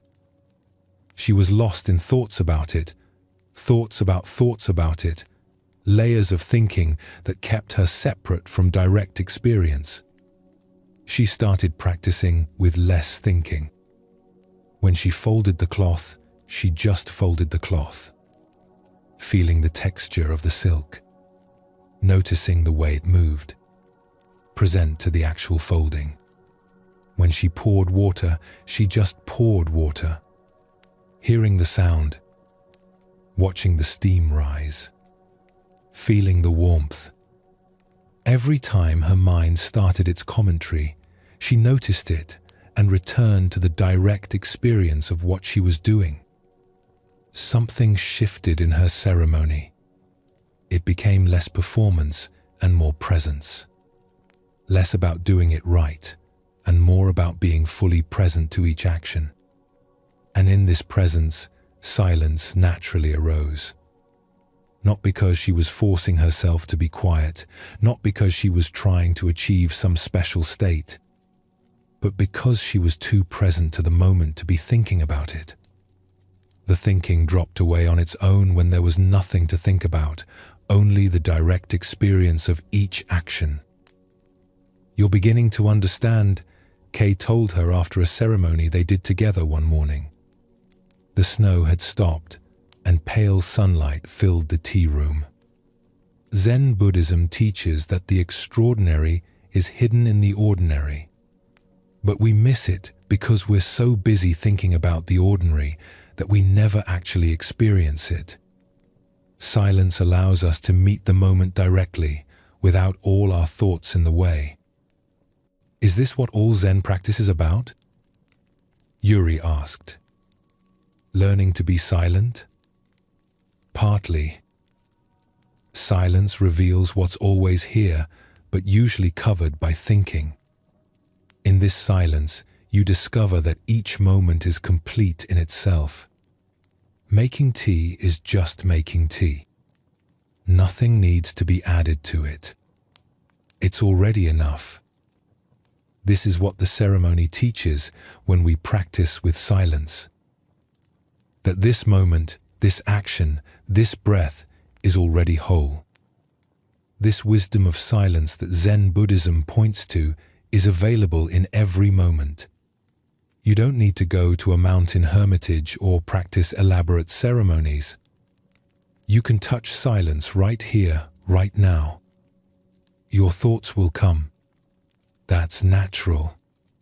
They're like waves on the ocean of silence. Let them come and go. You don't need to fight them or follow them. Just notice that underneath the waves, the ocean is still and silent. Zen Buddhism teaches that this silence is your true nature.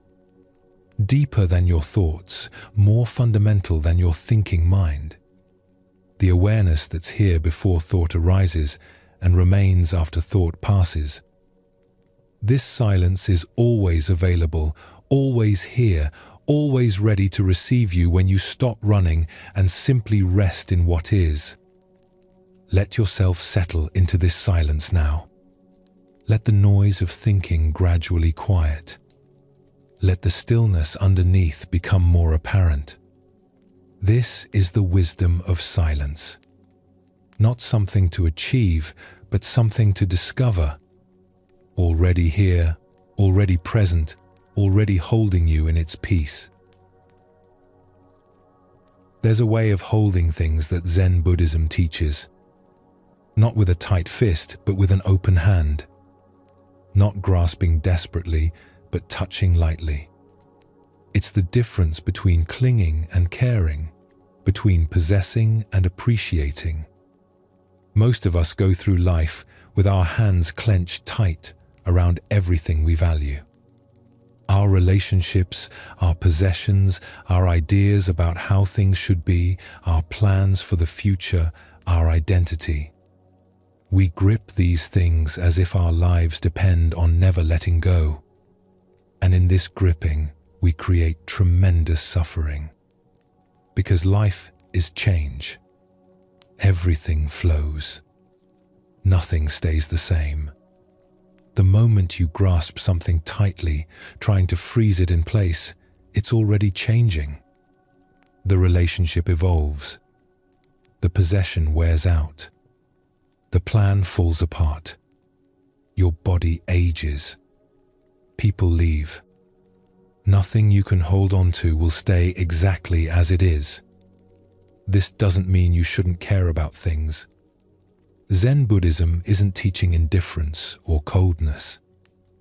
It's teaching a different way of caring. A way that allows things to be what they are, to change as they must, without your attachment adding suffering to the natural flow of life. Think of holding a bird. If you grip it too tightly, you hurt it. You might even kill it. If you don't hold it at all, it flies away and you never experience its presence. But if you hold it gently with an open hand, it can rest there freely. And when it's time for it to fly, you can let it go without grief, knowing that its nature is to fly. This is how Zen teaching invites us to hold everything in life. Lightly. With appreciation rather than possession. With care rather than clinging. Knowing that all things arise, stay for a time, and pass away. And that our grasping doesn't change this. It only makes the passing more painful. There was a master named Soyen who lived in a small temple in a mountain valley. The temple was modest, just a few buildings arranged around a simple courtyard. He was known throughout the region for his simple way of living and his deep calm in the face of change.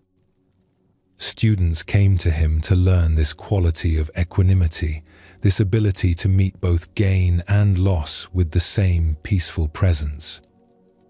Soyen had very few possessions. His room held a sleeping mat, a few robes, some books, and little else. But among his few things, there was one item he used daily and treasured for its simple beauty. A tea bowl, pale blue with a glaze that showed patterns like clouds drifting across a sky. He had received it 20 years earlier from his teacher, and he had used it every day since. The bowl fit perfectly in his hands. He knew every subtle variation in its surface, every small imperfection in the glaze. It had a small chip on the rim from years ago when he had bumped it against a pot. But the chip had become part of its character, part of its story. Each morning when he drank his tea, he held this bowl, feeling its familiar weight, seeing the steam rise from its rim. One morning, as Soyen was having tea in his small room, he heard a sound from the shelf where the bowl usually rested. He had set it there to dry after washing it. But the shelf, old wood that had warped slightly over the years, had shifted. The bowl rolled, tipped, and fell to the floor. The sound of breaking was clear and final. The bowl shattered into many pieces, the beautiful glaze now in fragments scattered across the tatami mat. A student who was visiting, a young monk named Daiki, was in the hallway when he heard the sound. He rushed to the room and saw the broken bowl. His face showed immediate distress. He knew how much that bowl meant to Soyen, how many years the master had used it, how it had been a gift from his teacher. "Master, your tea bowl. The one from your teacher. The one you've used all these years. What a tragedy." His voice was thick with concern. But Soyen looked at the broken pieces with a calm face. No anger, no distress, no tightness around his eyes or mouth. He set down the cup he was holding and knelt beside the fragments. He picked up a few pieces, examining them with gentle attention, turning them to catch the light. "It was a good bowl," he said quietly, his voice warm with appreciation. "It served well for many years. I enjoyed using it every day. But aren't you upset? Don't you feel the loss? It was from your teacher." Soyen looked up at the young monk. "I feel something, yes. A kind of softness in my chest. Tenderness. Appreciation for the bowl and its years of service. Gratitude that I had it for so long. But upset? No. The bowl was always going to break eventually. All things break. This is their nature. But it was your favorite. You used it every single day. I've never seen you use a different bowl." "Yes." "And because I used it every day, I appreciated it fully. I enjoyed it while it was whole. I noticed its beauty, its feel in my hands, the way tea tasted from it. I was present to it. Now it's broken. This is what happens to all things. Shall I add my suffering to the simple fact of the breaking?" Daiki sat down on the floor, his confusion evident on his face. "But surely you wish it hadn't broken? Surely you'd prefer it was still whole. Wishing it hadn't broken is wishing for the impossible. It has already broken. The breaking is done. My wishing doesn't unbreak it. And even if it hadn't broken today, it would have broken someday.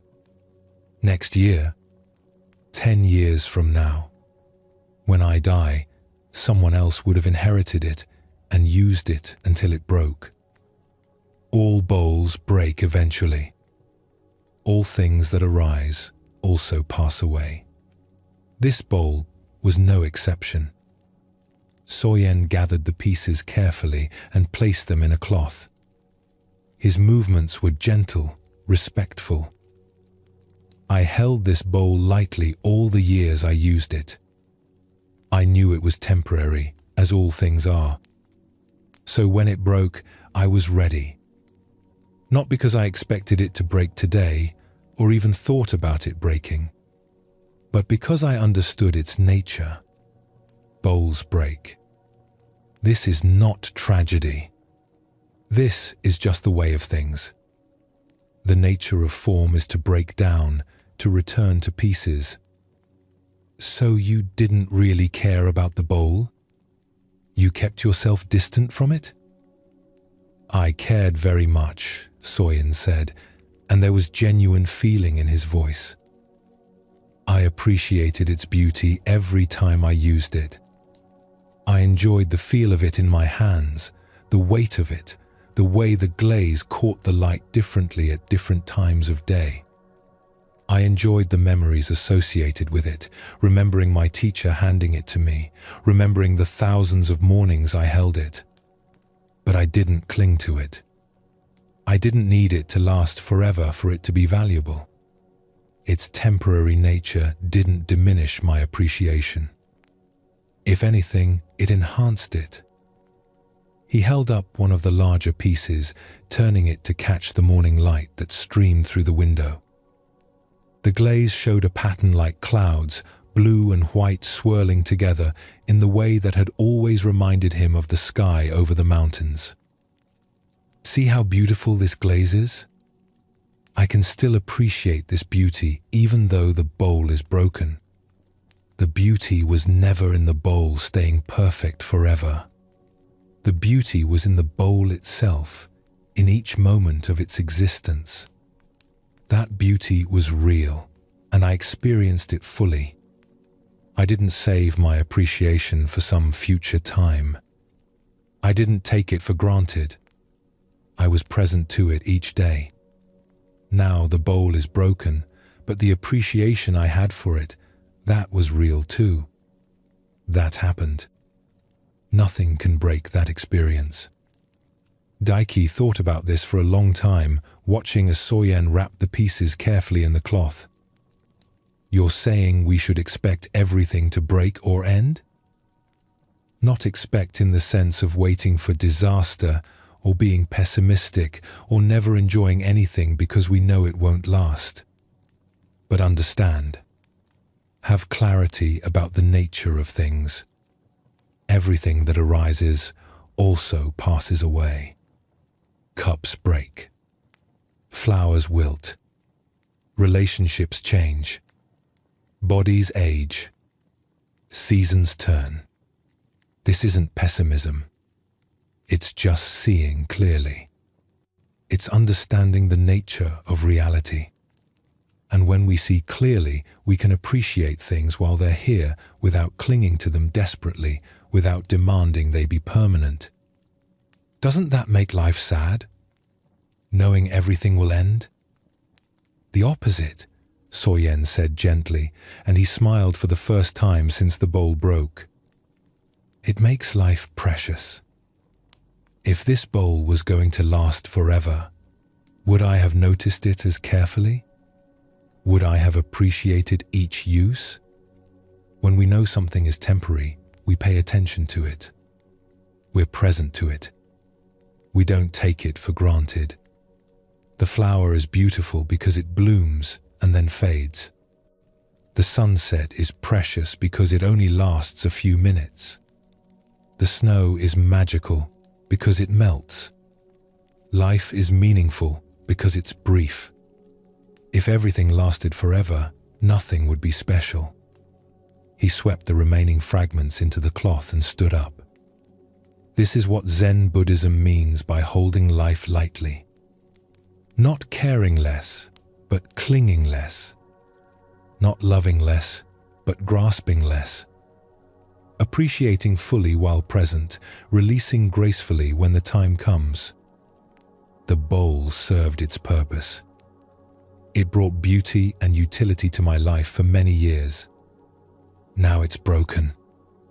I'm grateful for what it gave, and I let it go without adding suffering to the simple fact of change.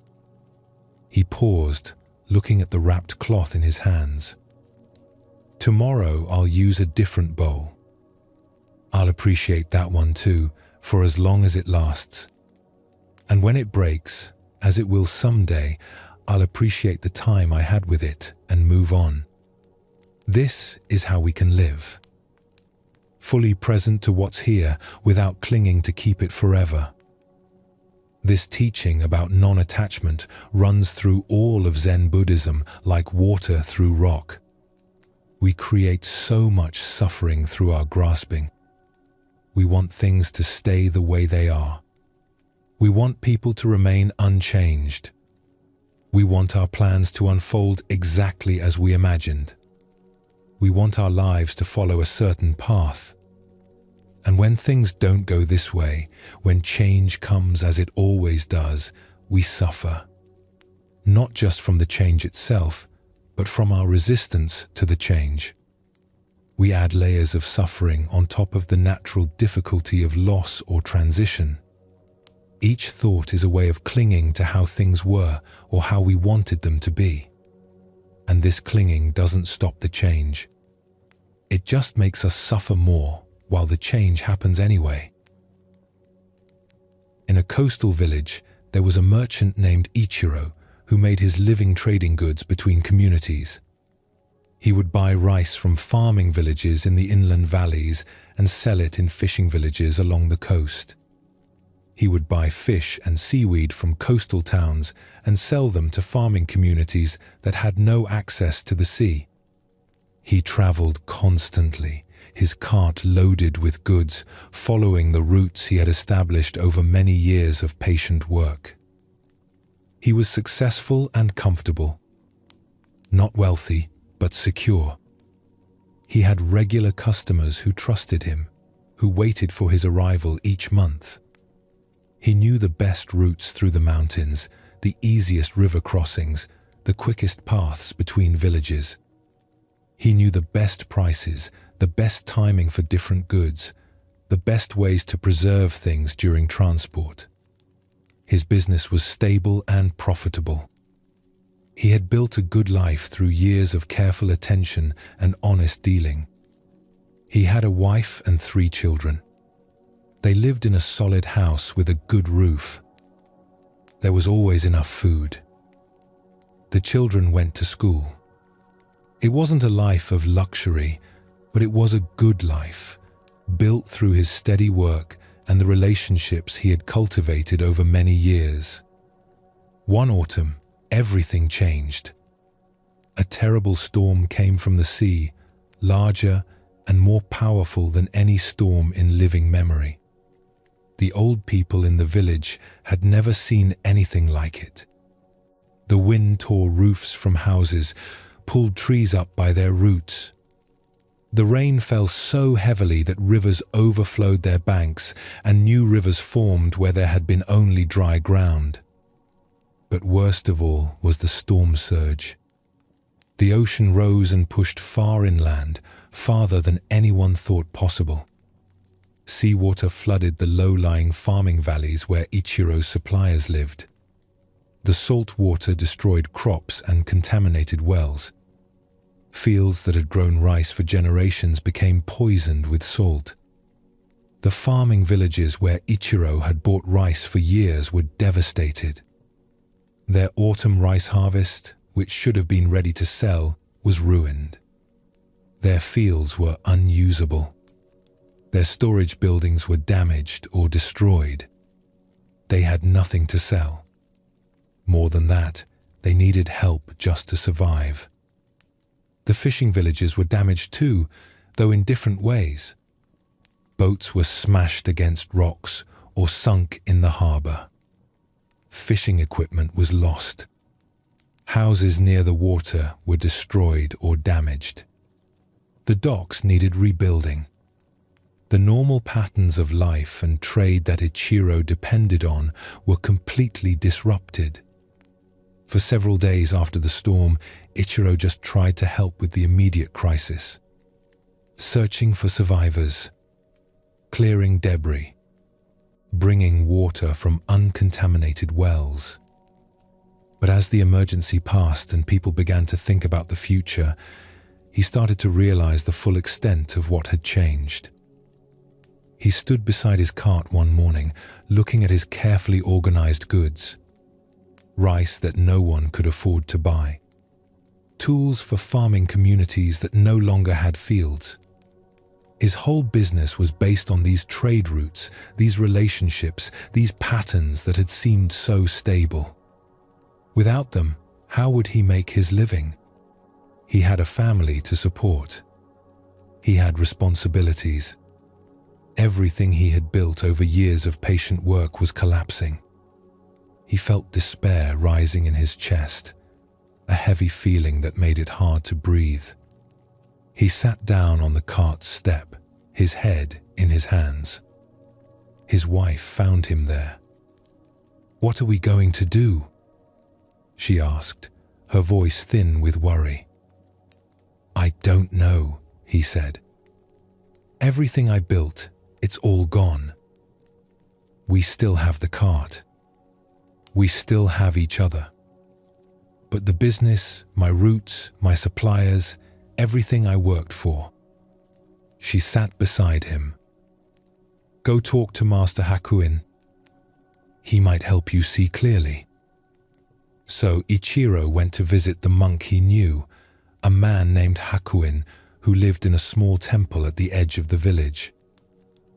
The temple had been damaged in the storm, but Hakuin was there, working to repair the roof. He climbed down from his ladder when he saw Ichiro approaching. "Master Hakuin," Ichiro said, slumping onto the temple steps. "The storm has destroyed everything. The farmers have no rice to sell. The fishermen have no boats to fish with. My trade routes are gone. My business is finished. I've lost everything I worked for. I don't know what to do." Hakuin sat down beside him. He picked up a cup of water he had been drinking and took a slow sip. "Your cart is still there," he observed calmly. "I can see it from here. You still have your health. Your family is safe. I spoke with your wife yesterday. The roads still exist, even if they need some repair. What have you actually lost?" "My business. My whole way of making a living. The entire structure of my life." Ichiro's voice rose with frustration. "Ah," Hakuin said, setting down his cup. "You've lost the particular way things were arranged. That's true. The specific pattern your life followed. But have you lost the ability to adapt? Have you lost your knowledge of trade, your understanding of what people need? Have you lost your relationships with people, the trust you built over years? Or have you only lost your attachment to things staying exactly as they were?" Ichiro felt anger rising, hot in his chest. "You don't understand. This isn't about attachment. This is about survival. How will I feed my family? How will I pay for my children's schooling? This isn't philosophical. This is real." "I'm not saying your concern isn't real," Hakuin said gently, his voice steady and calm. "The practical matters are important. I'm asking whether your suffering is coming from the situation itself or from your insistence that the situation should be different than it is. The storm happened. The damage is done. These are facts. Can you work with what actually is? Or will you spend your energy grieving for what was and wishing things were different? But I built this business over years. I had everything arranged perfectly. I knew exactly how to make it work. And now it's all destroyed. And that arrangement was always temporary," Hakuin said. "You just didn't know it. Everything we build is temporary. Houses stand until they fall. Businesses thrive until they don't. Health continues until it fails. Situations remain stable until they change. This is the nature of all conditioned things, all things that depend on circumstances. You didn't lose something eternal. You lost something that was always going to change eventually. The storm just made the change happen suddenly instead of gradually. Ichiro sat in silence, watching Hakuin sweep. The anger was still there, but something else was stirring underneath it. A recognition that the monk was pointing at something true. So what should I do? Stop clinging to how things were and look at what's actually here now. The farmers need help rebuilding. The fishermen need new boats. Both communities need goods they can't produce themselves anymore. You have a cart. You have knowledge of trade. You have relationships in other regions that weren't affected by the storm. Can you see what's needed now instead of mourning what was needed before? Over the following days, Ichiro began to shift his perspective. Instead of focusing on his lost trade routes, he looked at what was actually needed. The farming villages needed salt-tolerant seeds to replant their fields. They needed tools to clear the debris. The fishing villages needed materials to rebuild boats. They needed supplies while they recovered. He used his cart and his knowledge to bring what was needed. It wasn't the same business he'd had before. The profit was smaller at first. The work was harder. But it was meaningful work, and it was possible work. And gradually, as the communities recovered, new patterns of trade emerged. Different from before, but functional. Alive. When he visited Hakuin again, months later, his face was different. Less tight. More open. "You were right," he told the monk. "I was clinging to how things were. I couldn't see what was actually possible because I was too busy grieving what was lost. And now? Now I understand what you meant about holding lightly. I still care about my work. I still care about my family's well-being. But I don't cling to any particular arrangement. I know everything can change. And when it does, I can work with the change instead of fighting it." "This is what Zen Buddhism teaches," Hakuin said. "Hold everything lightly. Appreciate fully, but don't grasp. Care deeply, but don't cling.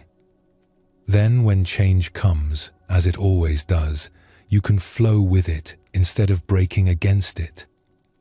This principle of holding lightly applies to everything in life. Not just material things or business arrangements, but relationships, ideas, identities, plans. Everything we think is solid is actually fluid. Everything we think is permanent is actually passing through. When we can hold this truth without despair, when we can appreciate the temporary nature of things without clinging to make them permanent, we find a different kind of peace. Not the peace of having everything under control, but the peace of flowing with what is. There was a gardener named Sato who tended the grounds of a large estate owned by a wealthy family. He had worked there for many years, since he was a young man learning the craft. Now, in his middle age, he had created beautiful arrangements of plants and stones throughout the property, carefully designing each section of the garden to show different qualities through the seasons. The estate grounds were extensive. There were formal gardens near the main house, with carefully pruned pines and arranged stones. There were vegetable gardens that supplied the household. There were paths that wound through bamboo groves and under maple trees. Sato knew every plant, every stone, every corner of the grounds. But he was particularly proud of one section, a wildflower meadow he had spent years establishing. It occupied a gentle slope on the south side of the estate, visible from the main house, but far enough away to feel wild and natural. He had created it from an area that had been unused, just rough grass and weeds. He had spent years establishing it, collecting seeds from the mountains during his rare days off, carefully choosing varieties that would bloom in sequence through spring and summer and into fall. Early spring brought tiny white flowers close to the ground. Then came yellow buttercups and blue lupines. Summer brought red poppies and purple asters. Late summer showed goldenrod and black-eyed Susans. The meadow was a progression of color and texture, different flowers appearing as the season advanced, like a long poem being written across the months. It took patience to establish. Wildflower meadows can't be rushed. The first year, barely anything grew. The second year, a few patches showed promise. The third year, it began to look like a meadow. By the fifth year, it was glorious. And each year after that, it became more established, more diverse, more balanced. Visitors to the estate always commented on its beauty. They would stand at the edge of the meadow in summer when dozens of species were blooming at once and just absorb the color and movement. Butterflies and bees moved through it constantly. Birds nested in the tall grasses. It was alive in a way that formal gardens couldn't match. Sato would walk through it regularly, not to work, but just to observe. To see what was blooming, what insects were present, how the ecosystem was developing. It felt less like something he had made and more like something he had invited to exist, then stepped back to let it unfold. One spring morning, the estate owner called Sato to the main house. This was unusual. The owner rarely spoke to Sato directly, usually communicating through the house manager. "The meadow you created is beautiful," the owner said. "I've enjoyed watching it develop over the years. You've done excellent work." Sato bowed, pleased by the recognition. "However," the owner continued, "I've decided to build a pond in that location. A large pond with a small island and a bridge. I've been planning this for some time. The work will begin next month. You'll need to clear the meadow to make space for the excavation." Sato felt his chest tighten. He bowed again, keeping his face neutral. "Yes, sir. I understand. I know you put considerable effort into that meadow," the owner said. "I appreciate your work. But I believe a pond in that location will be even more beautiful. You'll be in charge of designing the planting around it once it's complete." Sato bowed a third time and left. He walked back toward the meadow, his mind churning. Years of work. His most beautiful creation. All the careful selection, the patient establishment, the watching and tending as it developed. Gone. Replaced with a pond. He felt anger rising. The owner didn't understand how much work had gone into the meadow, how carefully it had been designed, how perfectly balanced it had become. He felt grief welling up. The meadow would be destroyed, dug up, turned into a hole in the ground. And beneath the anger and grief, there was resentment. His work wasn't valued. Years of effort dismissed for a new project. The owner thought a pond could just replace what had taken so long to create. He reached the meadow and stood at its edge. Early spring flowers were just beginning to bloom. In a few weeks, the whole meadow would be magnificent, the first wave of color spreading across the slope. And then it would be destroyed, every plant dug up, the soil disrupted, everything he had nurtured torn apart. As he stood there, his thoughts spiraling, a bee landed on a small flower near his foot. One of the earliest bloomers, a tiny blue flower that grew close to the ground. He watched the bee move from bloom to bloom, its legs thick with yellow pollen. It flew off to another patch of flowers, then another, moving through the meadow with complete presence. The bee didn't know this meadow would soon be gone.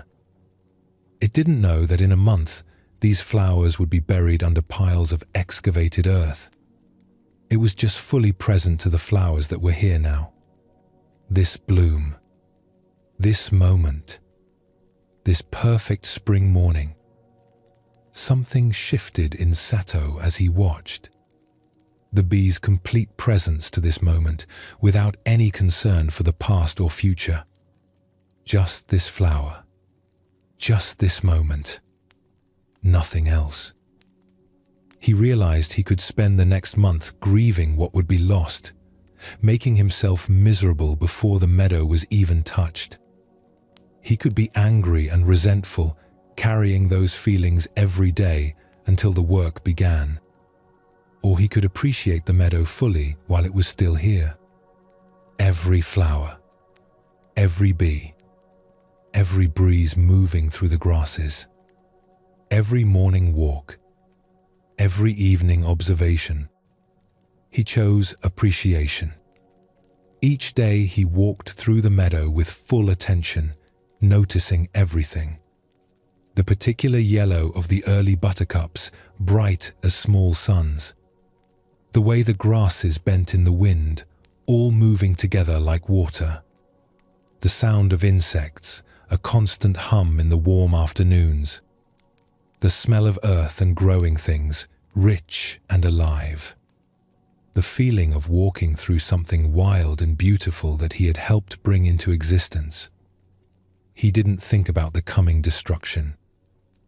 When thoughts of the pond arose, he noticed them and returned to what was actually here now. The meadow as it was in this moment. Not as it would be or wouldn't be. Just as it was. The flowers progressed through their sequence. The early blues and whites gave way to yellow and purple. Each stage was complete in itself, perfect for its time. Sato was present to all of it, more present than he had been in years. The impending loss had paradoxically made him more attentive, more grateful for what was here while it lasted. When the workers came to clear the land, Sato was there. He helped them carefully, making sure to save seeds from his favorite plants. He collected them in cloth bags, labeled them, stored them carefully. He knew he could use them elsewhere, create new gardens in different places, maybe a smaller wildflower area near the vegetable gardens. The particular meadow was ending, but what he had learned creating it could live on in other forms. As the pond began to take shape over the following months, Sato found himself becoming interested in it, despite his initial resistance. What plants would grow well at its edges? How would the water reflect the sky and the surrounding trees? What possibilities did this new feature offer? What about water plants he had never worked with before? He realized he was holding his work lightly now, in a way he never had before with the meadow. He still cared deeply about the gardens. He still put his full attention and skill into every detail. But he wasn't clinging to any particular arrangement. Gardens changed. That was their nature. Plants grew and died. Designs evolved. The estate owner's preferences shifted. Nothing stayed the same. This lightness didn't make him care less about his work. If anything, it made him more present. Because he wasn't spending his energy trying to make things permanent, trying to freeze one beautiful moment into forever, he could fully appreciate each stage of the garden's life. Each season was complete in itself. Each garden was perfect for its time. even knowing that time would pass and things would change. This is what Zen Buddhism points to with its teaching about non-attachment. It's not about caring less or becoming cold or distant. It's about caring without clinging, appreciating without possessing, enjoying things fully while they're here, releasing them gracefully when they go. The master's broken tea bowl, the merchant's changed business, the gardener's cleared meadow. In each case, clinging would have created suffering on top of loss. But holding lightly allowed them to meet change with grace, to appreciate what was without demanding it stay forever, to flow with life instead of fighting it. When you relax your grip, something else relaxes too. The constant tension of trying to keep everything the same eases. The fear of loss softens, because you're not fighting change anymore. You're allowing it, flowing with it, meeting each moment as it comes. Hold this moment lightly now. It's already passing, but that doesn't make it less precious. It makes it more so. Temporary, fleeting, and because of that, infinitely valuable. There's something in you that existed before your first thought. Something that was here before you learned your name, before you knew what words meant, before you formed any idea of who you are. Zen Buddhism calls this your original nature, your unborn mind, the awareness that's always been present. Most of us have completely forgotten this original nature. We've become so identified with our thoughts, our memories, our ideas about ourselves that we think that's who we are. I am my thoughts. I am my history. I am the story I tell about myself. But Zen teaching points to something deeper, something that was here before all of that began. Think of a mirror. The mirror reflects everything that appears in front of it. Faces, objects, scenes. The reflections come and go, but the mirror itself doesn't change. It doesn't become the face it reflects. It doesn't hold onto the image after the face moves away. It just reflects, clearly and completely, without judgment or preference. Your original awareness is like this mirror. Thoughts appear in it. Emotions arise in it. Experiences happen in it. But the awareness itself isn't changed by what appears. It doesn't become the thought or the emotion or the experience. It simply knows them, the way a mirror simply reflects. This awareness is what you truly are, beneath all the layers of identity and story and accumulated experience. It's been here your whole life, watching everything unfold. It was here when you were an infant, before language. It's here now, reading these words. It will be here tomorrow. It doesn't age or change or need improvement. It's complete exactly as it is. When you can recognize this awareness, even briefly, something fundamental shifts. You realize you're not your thoughts. You're the one who knows the thoughts. You're not your emotions. You're the space in which emotions arise and pass. You're not your life story. You're the awareness that witnessed that story unfold. This recognition brings a particular kind of freedom. Because if you're not your thoughts, you don't need to believe every thought that arises. If you're not your emotions, you don't need to be controlled by every feeling. If you're not your story, you don't need to keep living according to a script written in the past. You can rest in the awareness itself, which is always fresh, always present, always free. In a village near a river, there lived a teacher named Eshun who was known for her ability to point students directly to their original nature. She didn't use complicated explanations or lengthy discourses. She didn't give elaborate teachings that required years to understand. She had a simple, direct way of showing people what was already obvious, if only they would look in the right direction. Her room was modest, just a single space in a small house near the temple. She lived simply, with few possessions. But people came to her from surrounding villages, seeking understanding. One day, a mother brought her young daughter to visit Eshun. The girl was perhaps 5 years old, with bright eyes and an open, curious face. She walked with the unself-conscious presence that young children have, not yet fully lost in thought, still partly inhabiting the immediate experience of being alive. The mother wanted her daughter to receive a blessing from the teacher, as was customary in that region.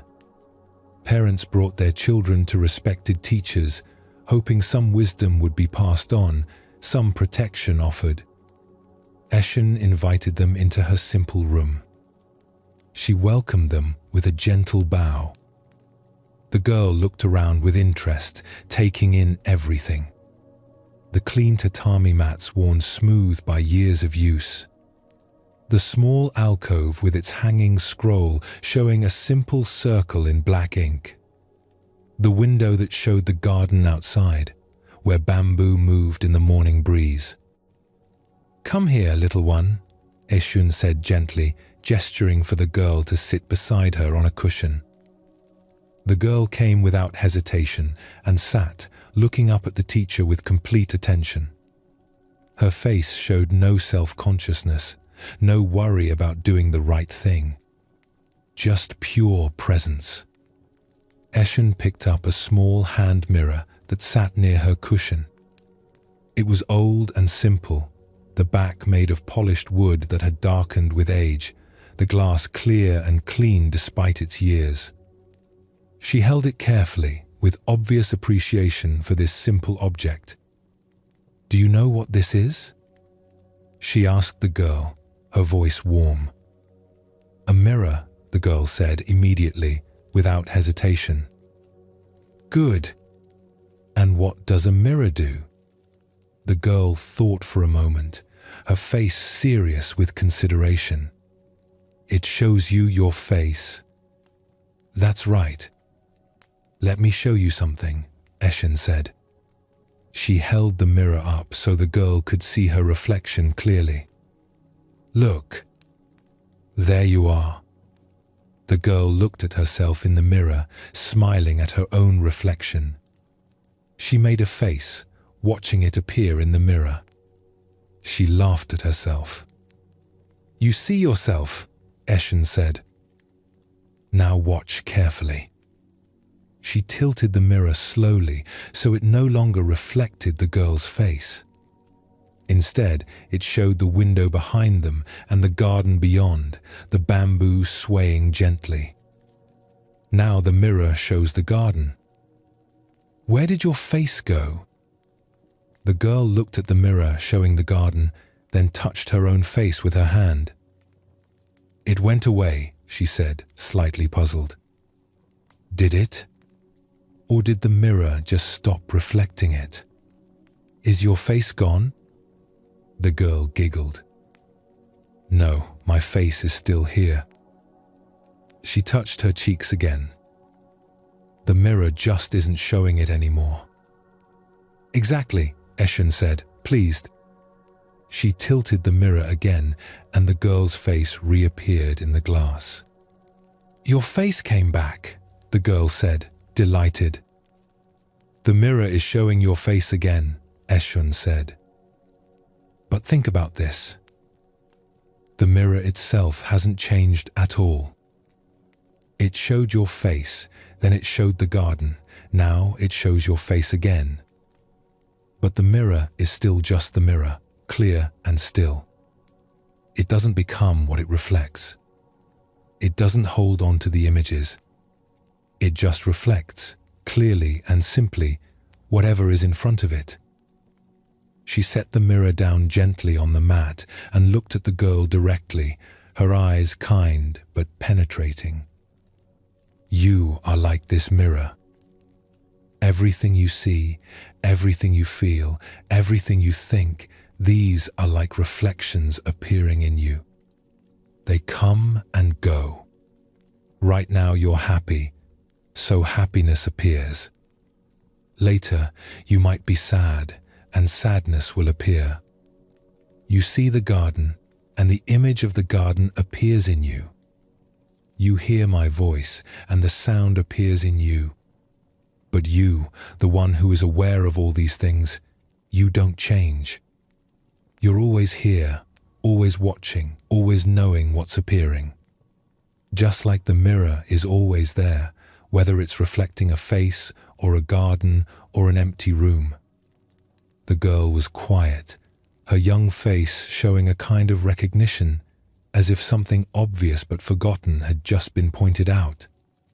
She looked at the mirror, then at her mother, then back at Eshon.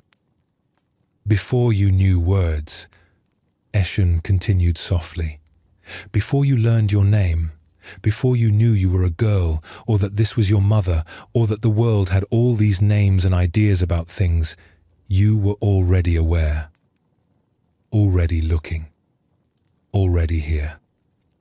You looked at your mother's face when you were a baby, before you knew the word mother.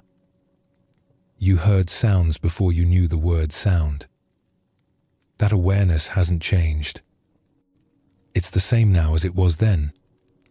And it will be the same when you're old like me. It doesn't grow up or grow old or change in any way. It just is, always here, always clear, like this mirror. The mother, sitting slightly behind her daughter, felt something shift in her own understanding as she listened. She had brought her daughter for a simple blessing, perhaps expecting some words of protection or wisdom for the child's future. But Eshon was offering something much deeper, something the mother herself needed to hear. Is this what Zen Buddhism teaches? The mother asked quietly. That we are awareness rather than what we're aware of? Yes, Eshon said, turning her attention to the mother while keeping the girl close. Most people live their whole lives thinking they are their thoughts, their feelings, their circumstances, their personal history. They suffer tremendously because they identify completely with what passes through awareness. They think, I am angry, when actually there is just anger appearing in awareness. They think, I am this story, when actually there is just a story being witnessed by awareness.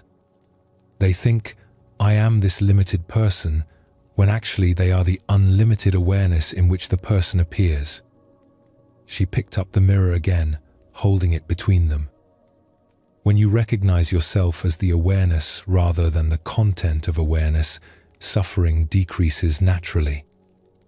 Not because you make yourself better or fix all your problems, but because you see that you are not actually damaged by what passes through you. The mirror isn't damaged by reflecting a sad face.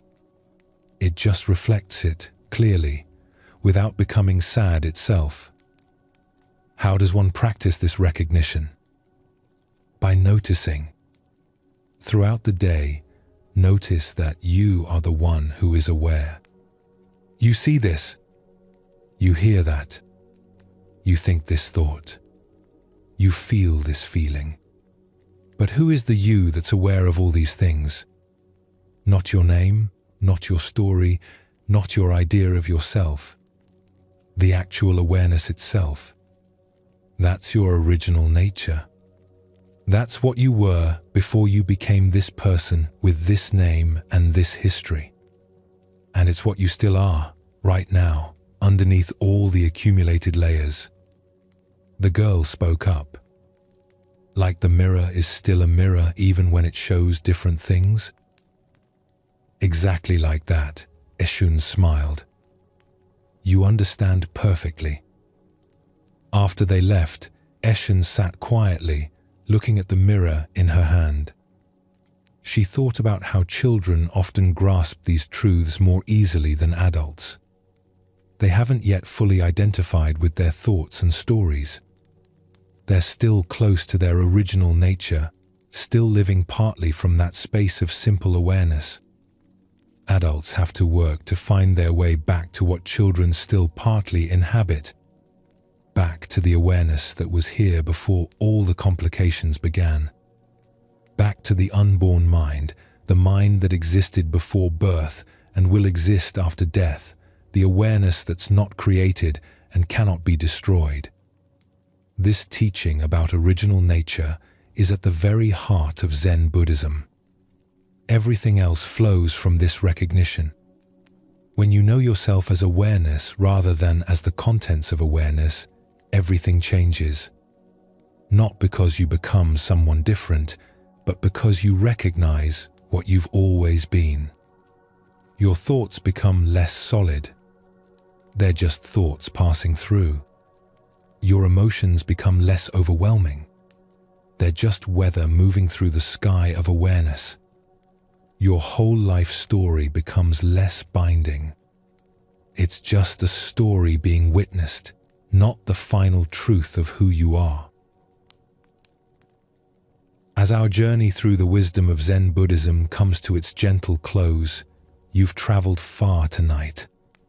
Not in distance, but in understanding. You've touched something simple and profound that's been waiting here all along, beneath the surface of your daily thoughts. The teachings you've heard tonight aren't new ideas to add to your collection. They're not practices to master or goals to achieve. They're more like reminders of what you already know deep down. Invitations to see what's always been here, just waiting for you to notice.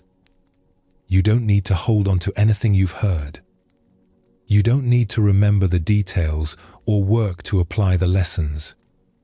Like rain falling on soil, these teachings will settle where they need to go. Some will take root immediately. Others will wait until the right season comes. Trust that what's meant for you will find its way without your effort. All the concerns of the day can rest now. All the plans for tomorrow can wait until tomorrow comes. Right now, in this moment, nothing needs your attention. Nothing requires solving. Nothing demands understanding. You can simply be here, breathing, alive, held by this moment exactly as it is. Let your breathing slow completely now. Feel yourself sinking deeper into whatever supports you. Notice how your body knows exactly how to rest when you stop trying to control the process. Your breath finds its own rhythm. Your muscles release their tension. Your mind settles like dust settling in water when the stirring stops. You can let go of being anyone in particular. Let go of maintaining any image or identity. Let go of all the roles you play during the day. For these hours of rest, you can simply be the awareness that witnesses all experience, the stillness that holds all movement, the silence that makes all sound possible. Zen Buddhism has shown you that peace isn't something you must create or achieve. It's what remains when you stop disturbing it. When the constant doing quiets. When the endless thinking settles. When the grasping relaxes. Peace is what's already here, what's always been here, just waiting for you to stop long enough to notice. Your breath continues on its own, without your management. Your heart beats without your conscious effort. Your body knows how to heal and restore itself while you sleep. All the processes that keep you alive continue without your thinking mind directing them. You can trust this wisdom that's deeper than thought, older than your conscious mind, more reliable than any plan you could make. Let yourself release completely now. Release any remaining tension in your body, any lingering thoughts in your mind. Release the need to understand or accomplish or become anything at all. Release even the effort to release. Just allow everything to settle naturally, the way a bird settles into its nest at day's end. The peace you've touched tonight isn't something you achieved through effort. It's something you uncovered by removing what obscured it. This peace is always here, always available, always ready to welcome you home whenever you remember to stop running and simply be still. May your sleep tonight be deep and restorative. May you rest in the simple truth that you are exactly where you need to be, exactly as you are. May you release all burden and know that this release is not weakness but wisdom. May you wake refreshed, carrying perhaps just a whisper of what you've touched here, a quiet knowing that peace is never far away. The wisdom of Zen Buddhism isn't complicated. It's the simplest thing in the world. Just this breath, just this moment, just this presence. Nothing to add, nothing to take away. Everything already complete, exactly as it is. Sleep well, and thank you for joining us here at Sleepy Monk.